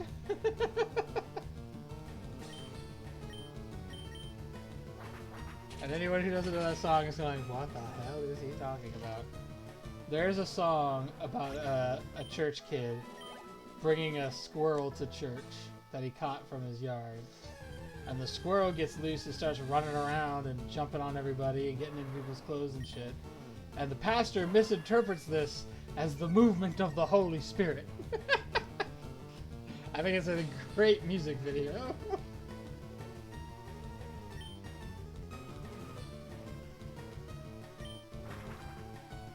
Fly.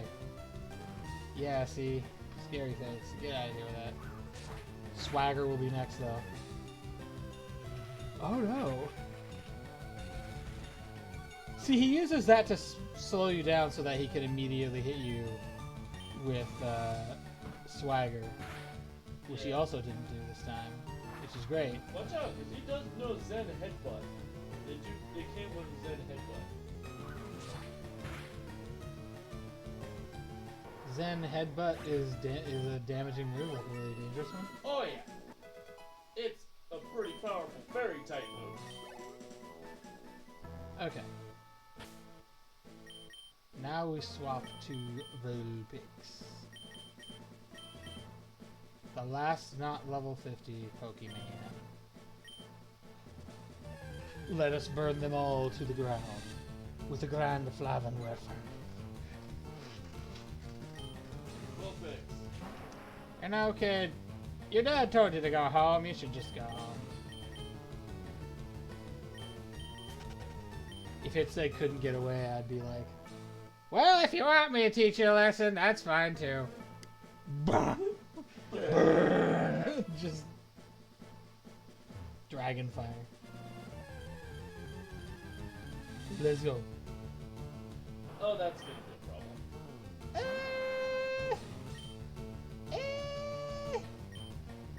Slash. Okay, Slash isn't as strong as I thought it was, but you know. I have Cut. Okay, Cut wasn't as strong as I thought it was. I have Mega Kick. Ah! Fuck you, Blastoise. You don't need that shit. You do double damage. Just use Water Gun. Chicken. You chicken shit, for real. Have type advantage. Water gun, you whiny little bitch.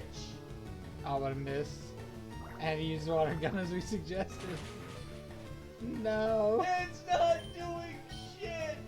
Maybe 10 levels above you is, Okay, that one worked. God damn it. I'm remembering the Rabenwafa. foul tarnished. God damn it. Oh, I would have been like... In search of the hose. I would have been a bit scared if that didn't completely incinerate the... Oh yeah, that's gonna do the same. Yeah.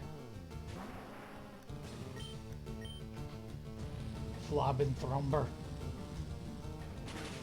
Cheems. Yeah, the Cheems meme.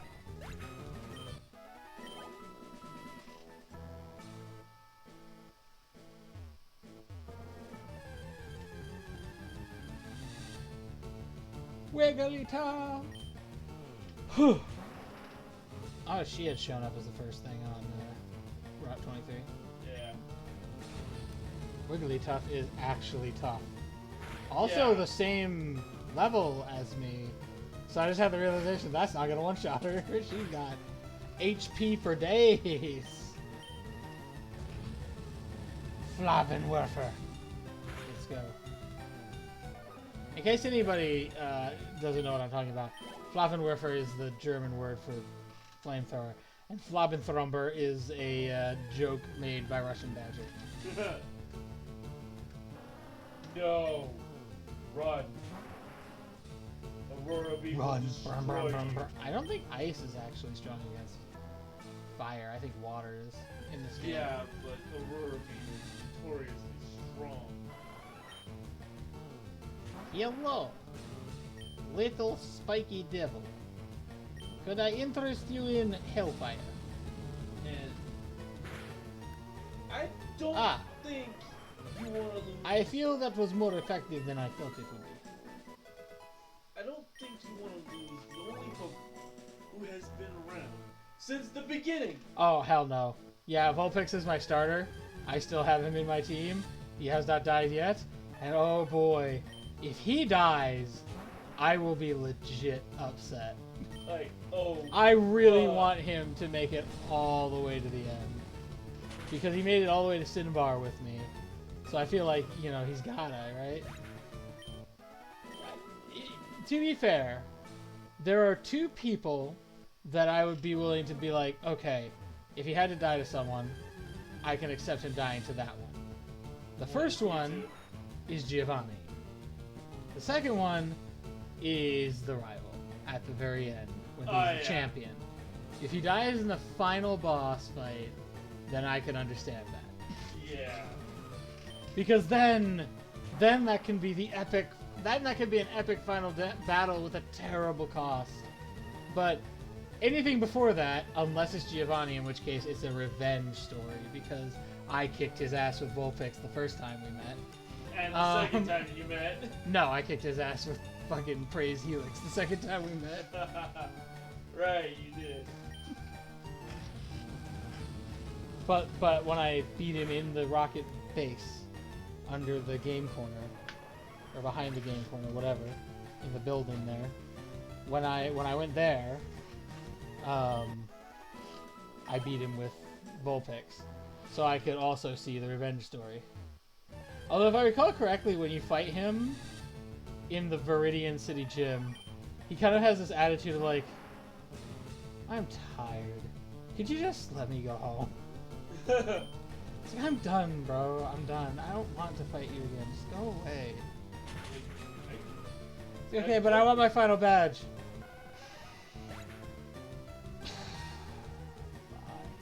Like, that's kind of his attitude. He just has this supremely, I don't want to be here. If it would have been me, it was like, alright, look, you've beaten me twice already. Yeah, arguably under worse circumstances, because here in the gym I have rules I am required to follow. Out there I did not, and I did not follow any rules. I am the ruler of the mafia. You know?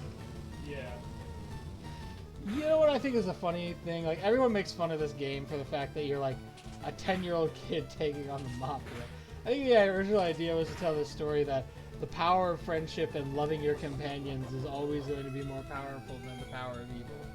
I think that was the original idea. But, like, nobody talks about that anymore. They just talk about, like, ah, yes, all the normal things 10-year-olds do, like fight the fucking mafia. Oh, and also win. Dude, right? That is the crazy part about it. He goes up against a literal organized criminal organization, and he wins.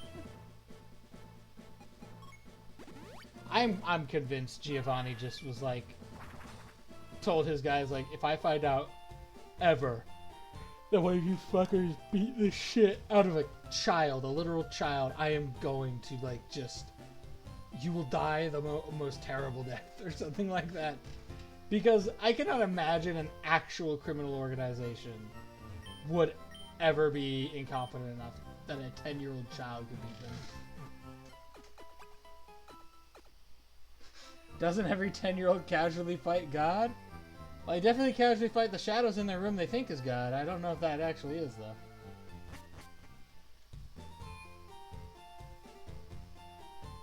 I don't know, I think it was 20-something before I started fighting God.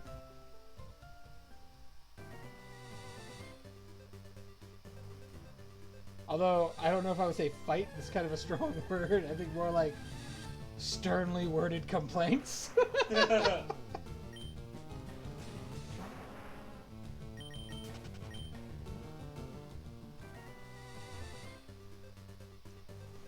Like, would you please patch this horribly unbalanced game already?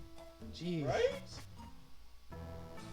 You sent an admin down here 2,000 years ago to check on it, and it has not gotten better. In fact, it has gotten steadily worse.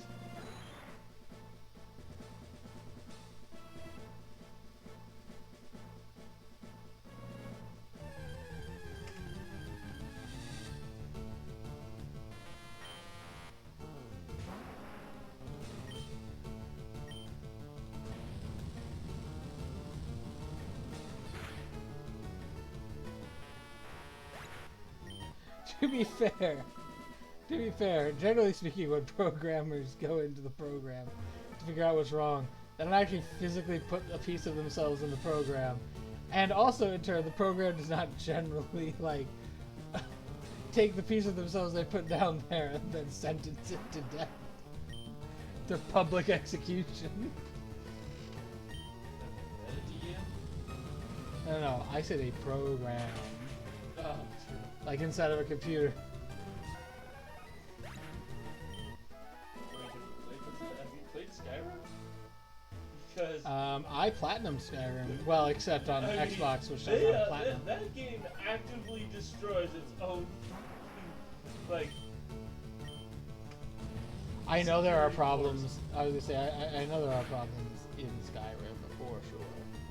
I'm just talking about the random dragon raids, vampire raids, and the entire town of Whiterun can just destroy itself. Fair enough. And if that happens, So, in other words, you're saying if there was the option to like publicly execute someone in that game, I guarantee you at some point this would occur. yeah, pretty much. Okay.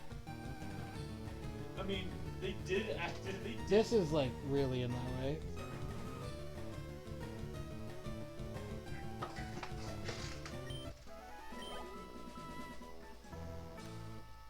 Oof.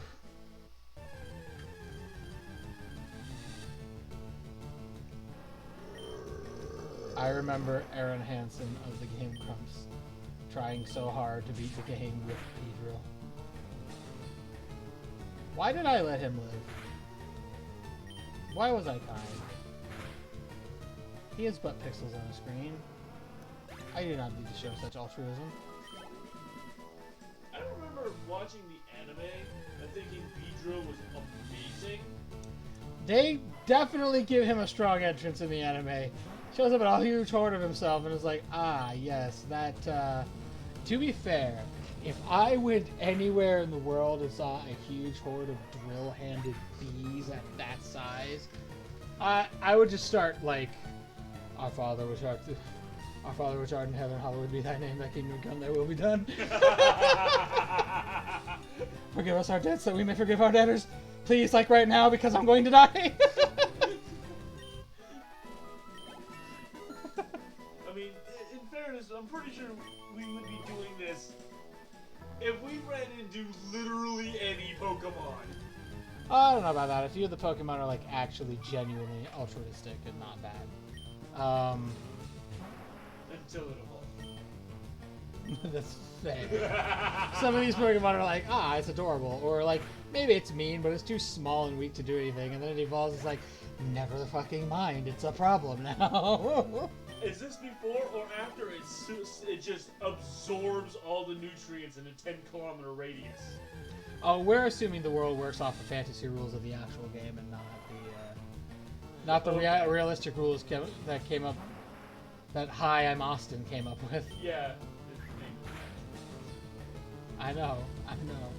I'm just making fun of the fact, like, every time he does a video, like, hi, Game Freak, it's me, Austin. My favorite one is the way he starts in Skyrim when he does the giants. How much force is the giant What's using the to science of the giant's ability to launch you into space? Because he has to put enough force down on the ground to get the ground to bounce your ass that high. Pretty much. The question is, how much pressure is that?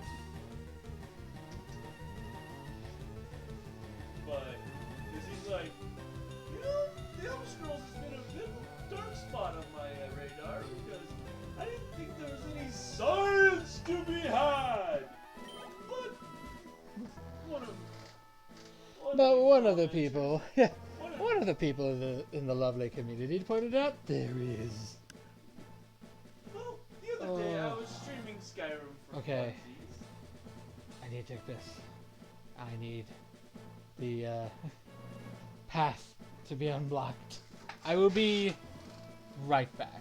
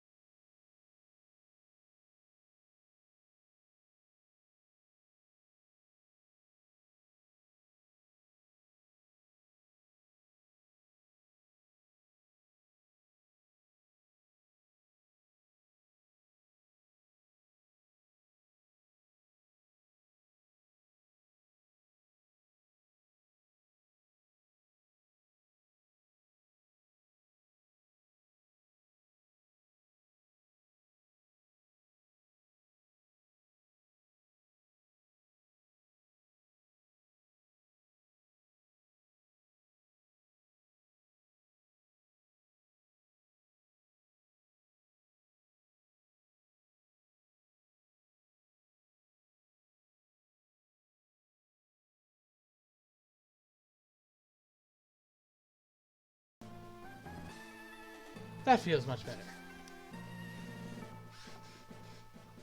Alright. Now, where were we?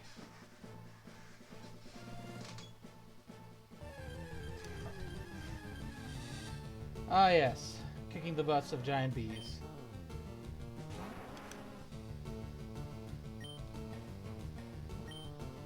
Flavin.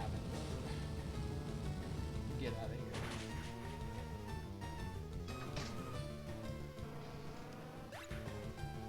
Oh no, the consequences of my actions. I did swap, right? Yes, I did swap. Okay. Yeah, that is definitely the consequences of my actions. I did a bit earlier drinking 2 Guinnesses. I actually drank 2 Guinnesses and 2 full bottles of water for complete clarity, and I just now got to the point where I couldn't hold it anymore. So I did what I had to do.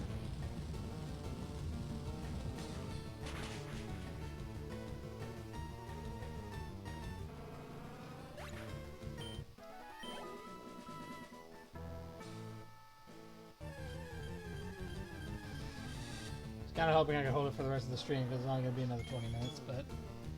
Oh! Okay, this is important because I have never, ever, ever, ever in this game encountered this. That's a shiny. That's a shiny Dewgong? I am tempted to catch it just to showcase it. Well, because it just did that. It had the shiny effect when it popped in. I suppose I could look up what a shiny Dewgong is supposed to look like.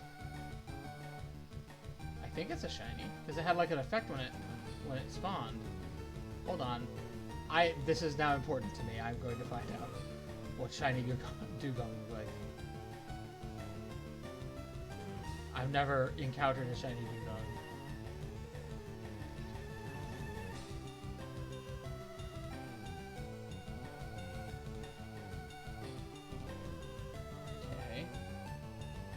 Yes, obviously Dewgong looks like that, but what the shiny version?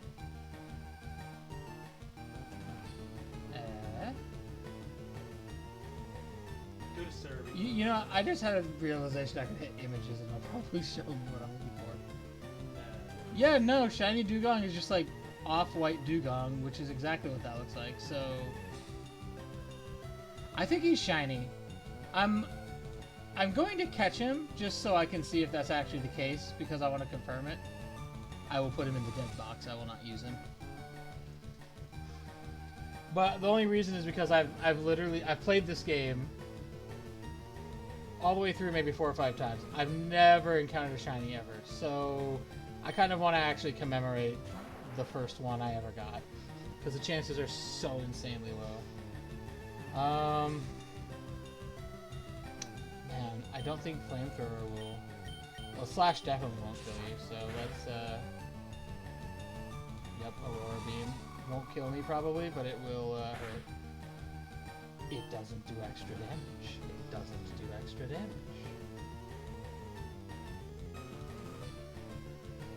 You did install it? Yeah. Well, we'll see momentarily, because I think it should have an indicator. Takedown. Ouch! Hit with recoil. Well, so first of all, let's heal, because I don't want to die while I'm trying to catch my first shiny.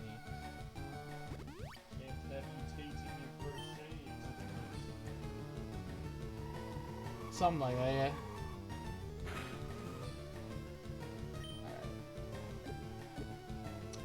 Alright. We have Great Balls, so let's try those.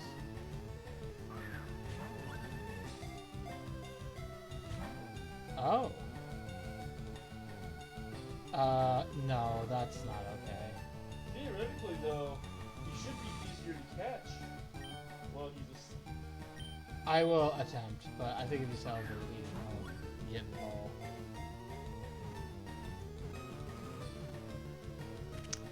You know, I think the secret to catching Pokemon is being utterly convinced it won't happen. That is the second time. Okay. But it's not pure white, it's like a weird gold color. I want to see if there's an indicator that tells me that it's shiny. Or if it's just the color of it is shiny.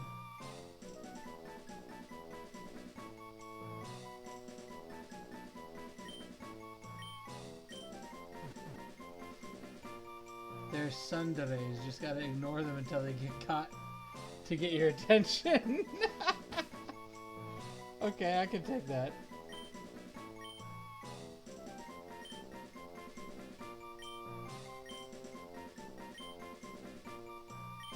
Did I pronounce champagne or spell champagne correctly?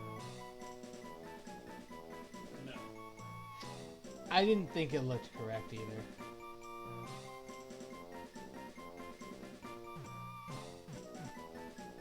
How do I spell champagne? Could have been the champagne, the champagne. C-H-A-M. Okay, so it is C-H-A-M. P-A-I-G-N. P-A-I-G-N.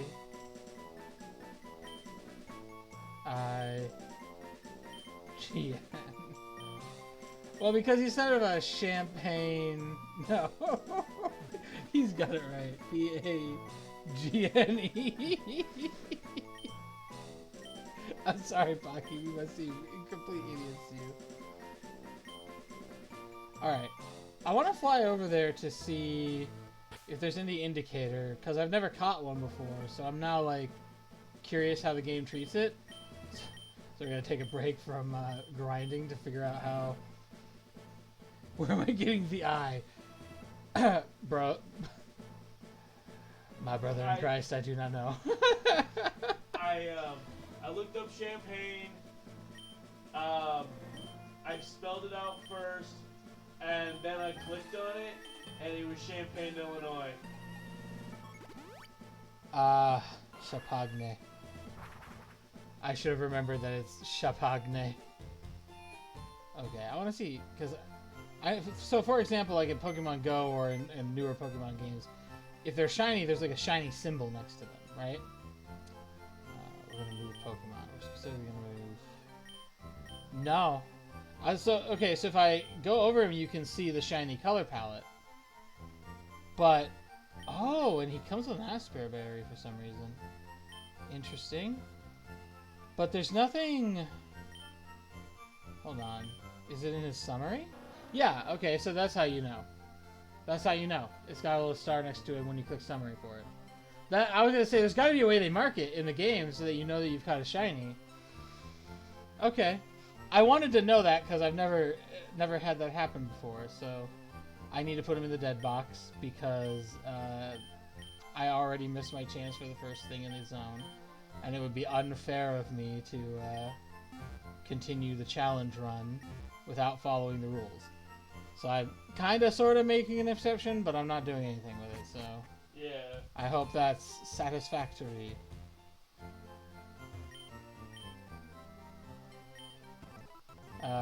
To me, that's very important because it's the first shiny I ever got in this game, so I want to commemorate it. So we're gonna do that, and with that, oh my god, that like 7-minute long sidetrack out of the way. We're probably only going to accomplish 1 instead of 1.5 of my goals today. The one goal being get everyone to level 50.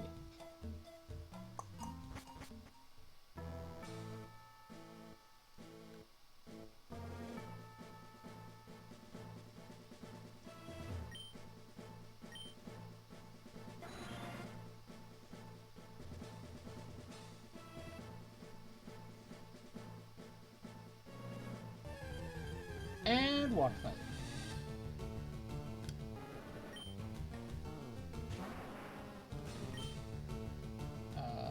Slash. Get out of here, boy. Hell yeah.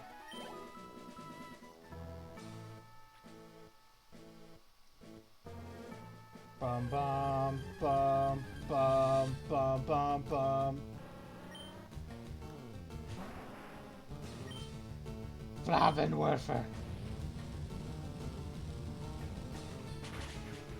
Oh man. There are some German words I just think are ridiculous and fun to say. Like, I'm trying to think if I can think of a few. Oh, what is it called?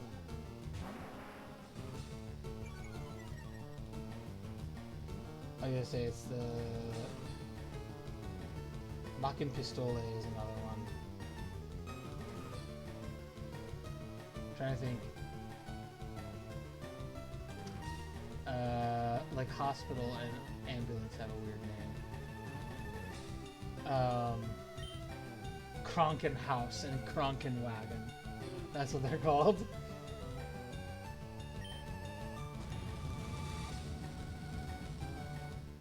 Hospital is Krankenhaus, and ambulance is Krankenwagen. And it's something that is a point of contention a little bit because most of the European powers at one point agreed to make certain words sound similar in all their languages so that people would get less confused when they needed things like medical attention. So everyone else calls an ambulance some version of like ambulance, ambulancia, or ambulancia, ambulance. Hospital is like hospital, hospitalia, hospitalier. But then you just have German, and German doesn't care, and German is just like Krankenhaus.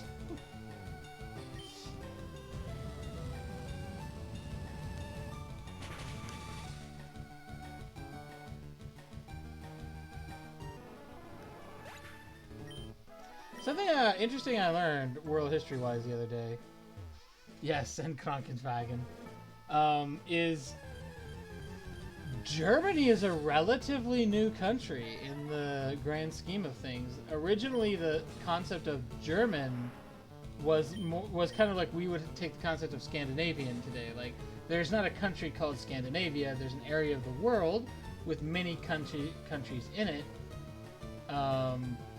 And that area is called Scandinavia, and the countries in it are called the Scandinavian countries. Well, originally, you had an area of the world that was called Germania, and the countries in that area were called the Germanic nations. That's what Prussia was, the biggest one of the Germanic nations. That's where that name comes from. So, Otto von Bismarck, also known as the Iron Chancellor, also known as the guy that kept World War I from happening for like 20 years, is actually the one responsible for unifying the Germanic countries into a single nation, now known as Germany. Which I learned the other day because YouTube is a great place to just get selected. Just your feed will just have something random on it, and you'll be like, I wonder what that is, and you'll click on it and go, I learned a new fact I didn't know today.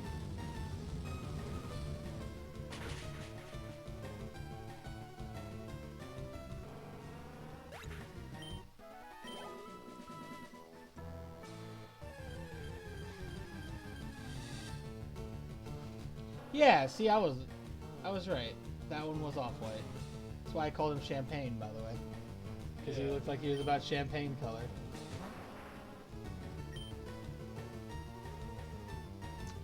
Mega kick, baby!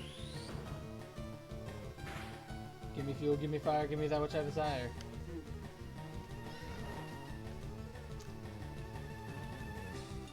Lame!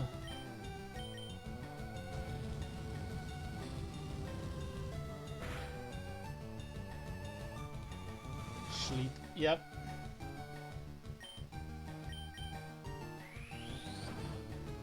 Cobra.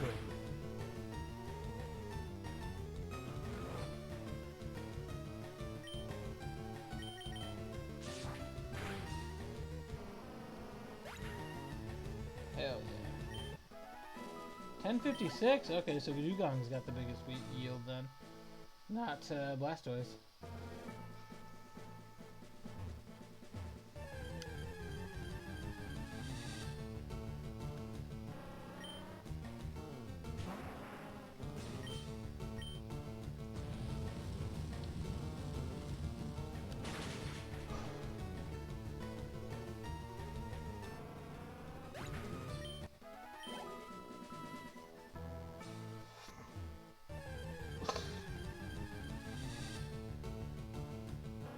Dugong.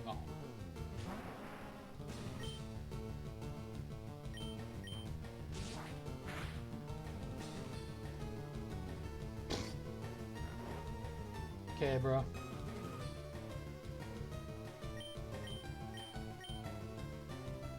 Oh, of course it does.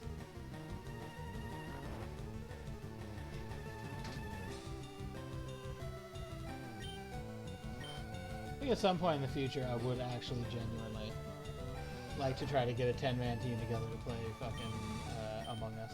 But no one ever wants to. I just think it's funny. She immediately goes back to sleep. Right? Bro. Okay. Whatever, bro. This dude's in the middle of a fight and he's like, nah, just take a nap, bro.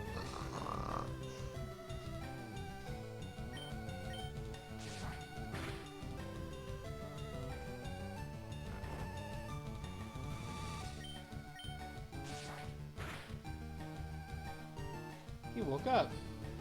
Immediately went back to sleep. Like a dick. It really is dickish because he gets a full heal every time. Yeah, and then he'll start spamming Aurora Beam.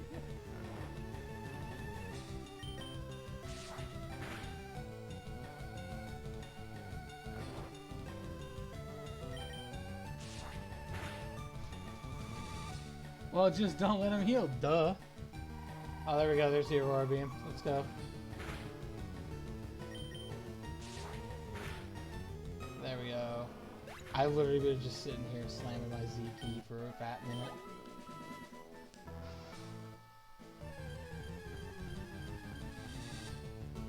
Most excellent, my dude. Could you not? It'd be a lot cooler if you didn't. Bro, could you please not? I enjoyed it a great deal more if you just did not. Oh, finally.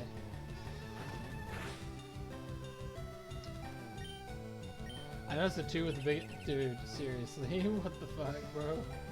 Stop using Protect, bro. Yeah, baby. Yeah, it failed. Get out of here with that BS. Cut.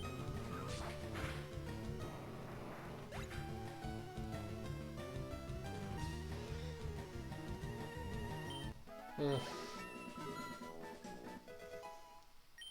Level 48, ladies and gentlemen.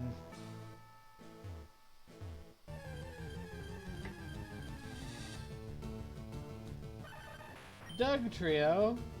Oh no, whatever shall I do? Pretty sure this one like absolutely blast them, but it will do a lot of damage. Oh, never mind, it absolutely blasted them. I forgot. His hot fire is enough to make a tunnel, atomizing everything in the way. Alright, you know what? I'm just gonna teach you a lesson because your dad's not doing it. Get out of here, kid.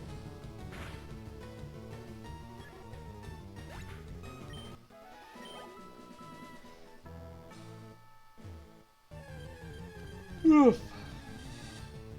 Oh, hell yeah. Let's go.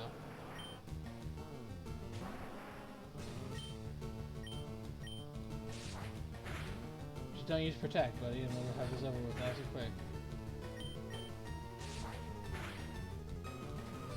Perfect.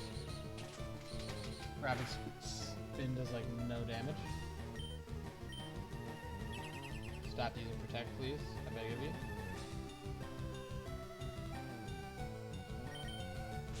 There we go.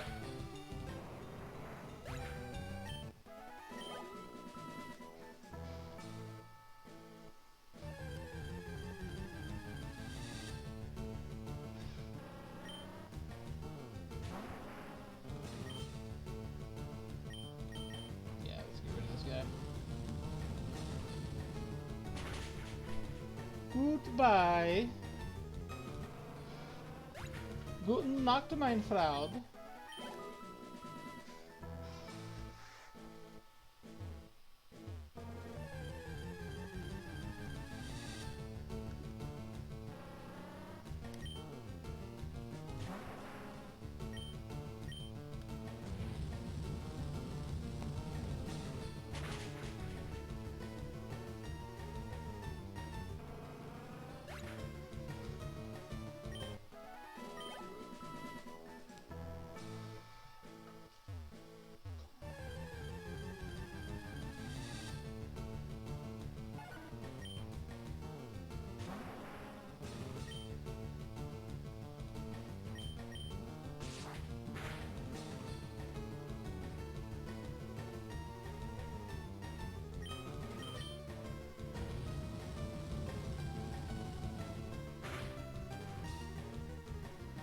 Yay.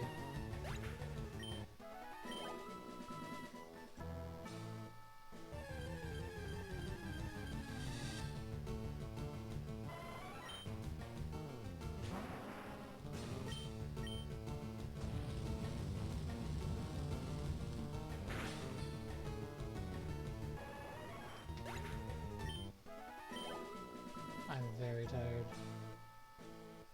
We need to go heal this guy. I think we're probably going to call this a stream. I know it's only level 48 instead of level 50, but like, that'll take 10 minutes probably to get those two levels out in the next stream. Let's go. And then we've just got to spend that whole stream getting at least 3 of our guys to 60, I would say. Probably all of them, though. I really want all of them to be level 60 before taking on the gym. Denying, what's his name? Alright.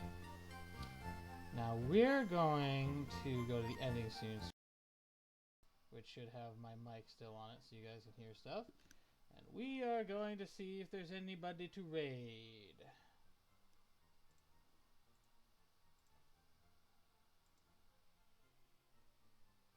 Anybody on my following tab that's currently live?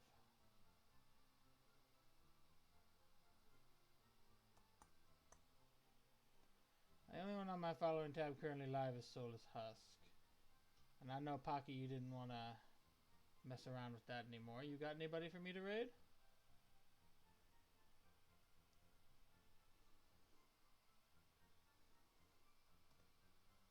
While waiting on that, I'll go ahead and save my game.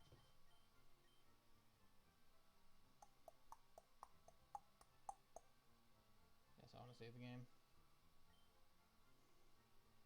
48 hours on this game. Damn. 2 days.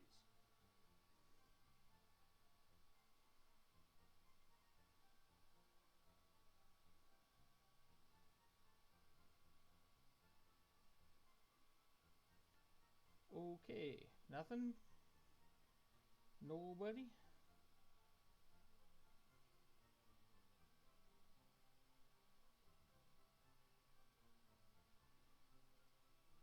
Okay, guess we're raiding Husk then.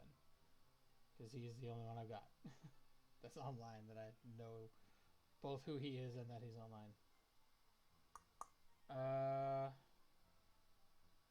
So this Husk TV.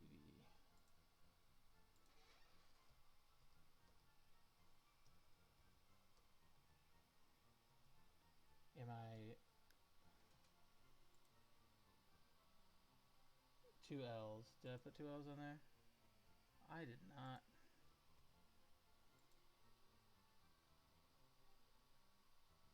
Okay, and it's a capital H and a capital S.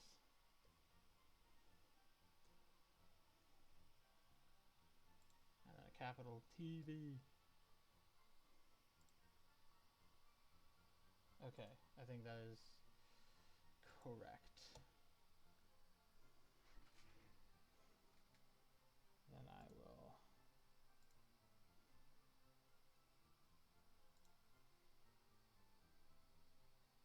go ahead and raid now.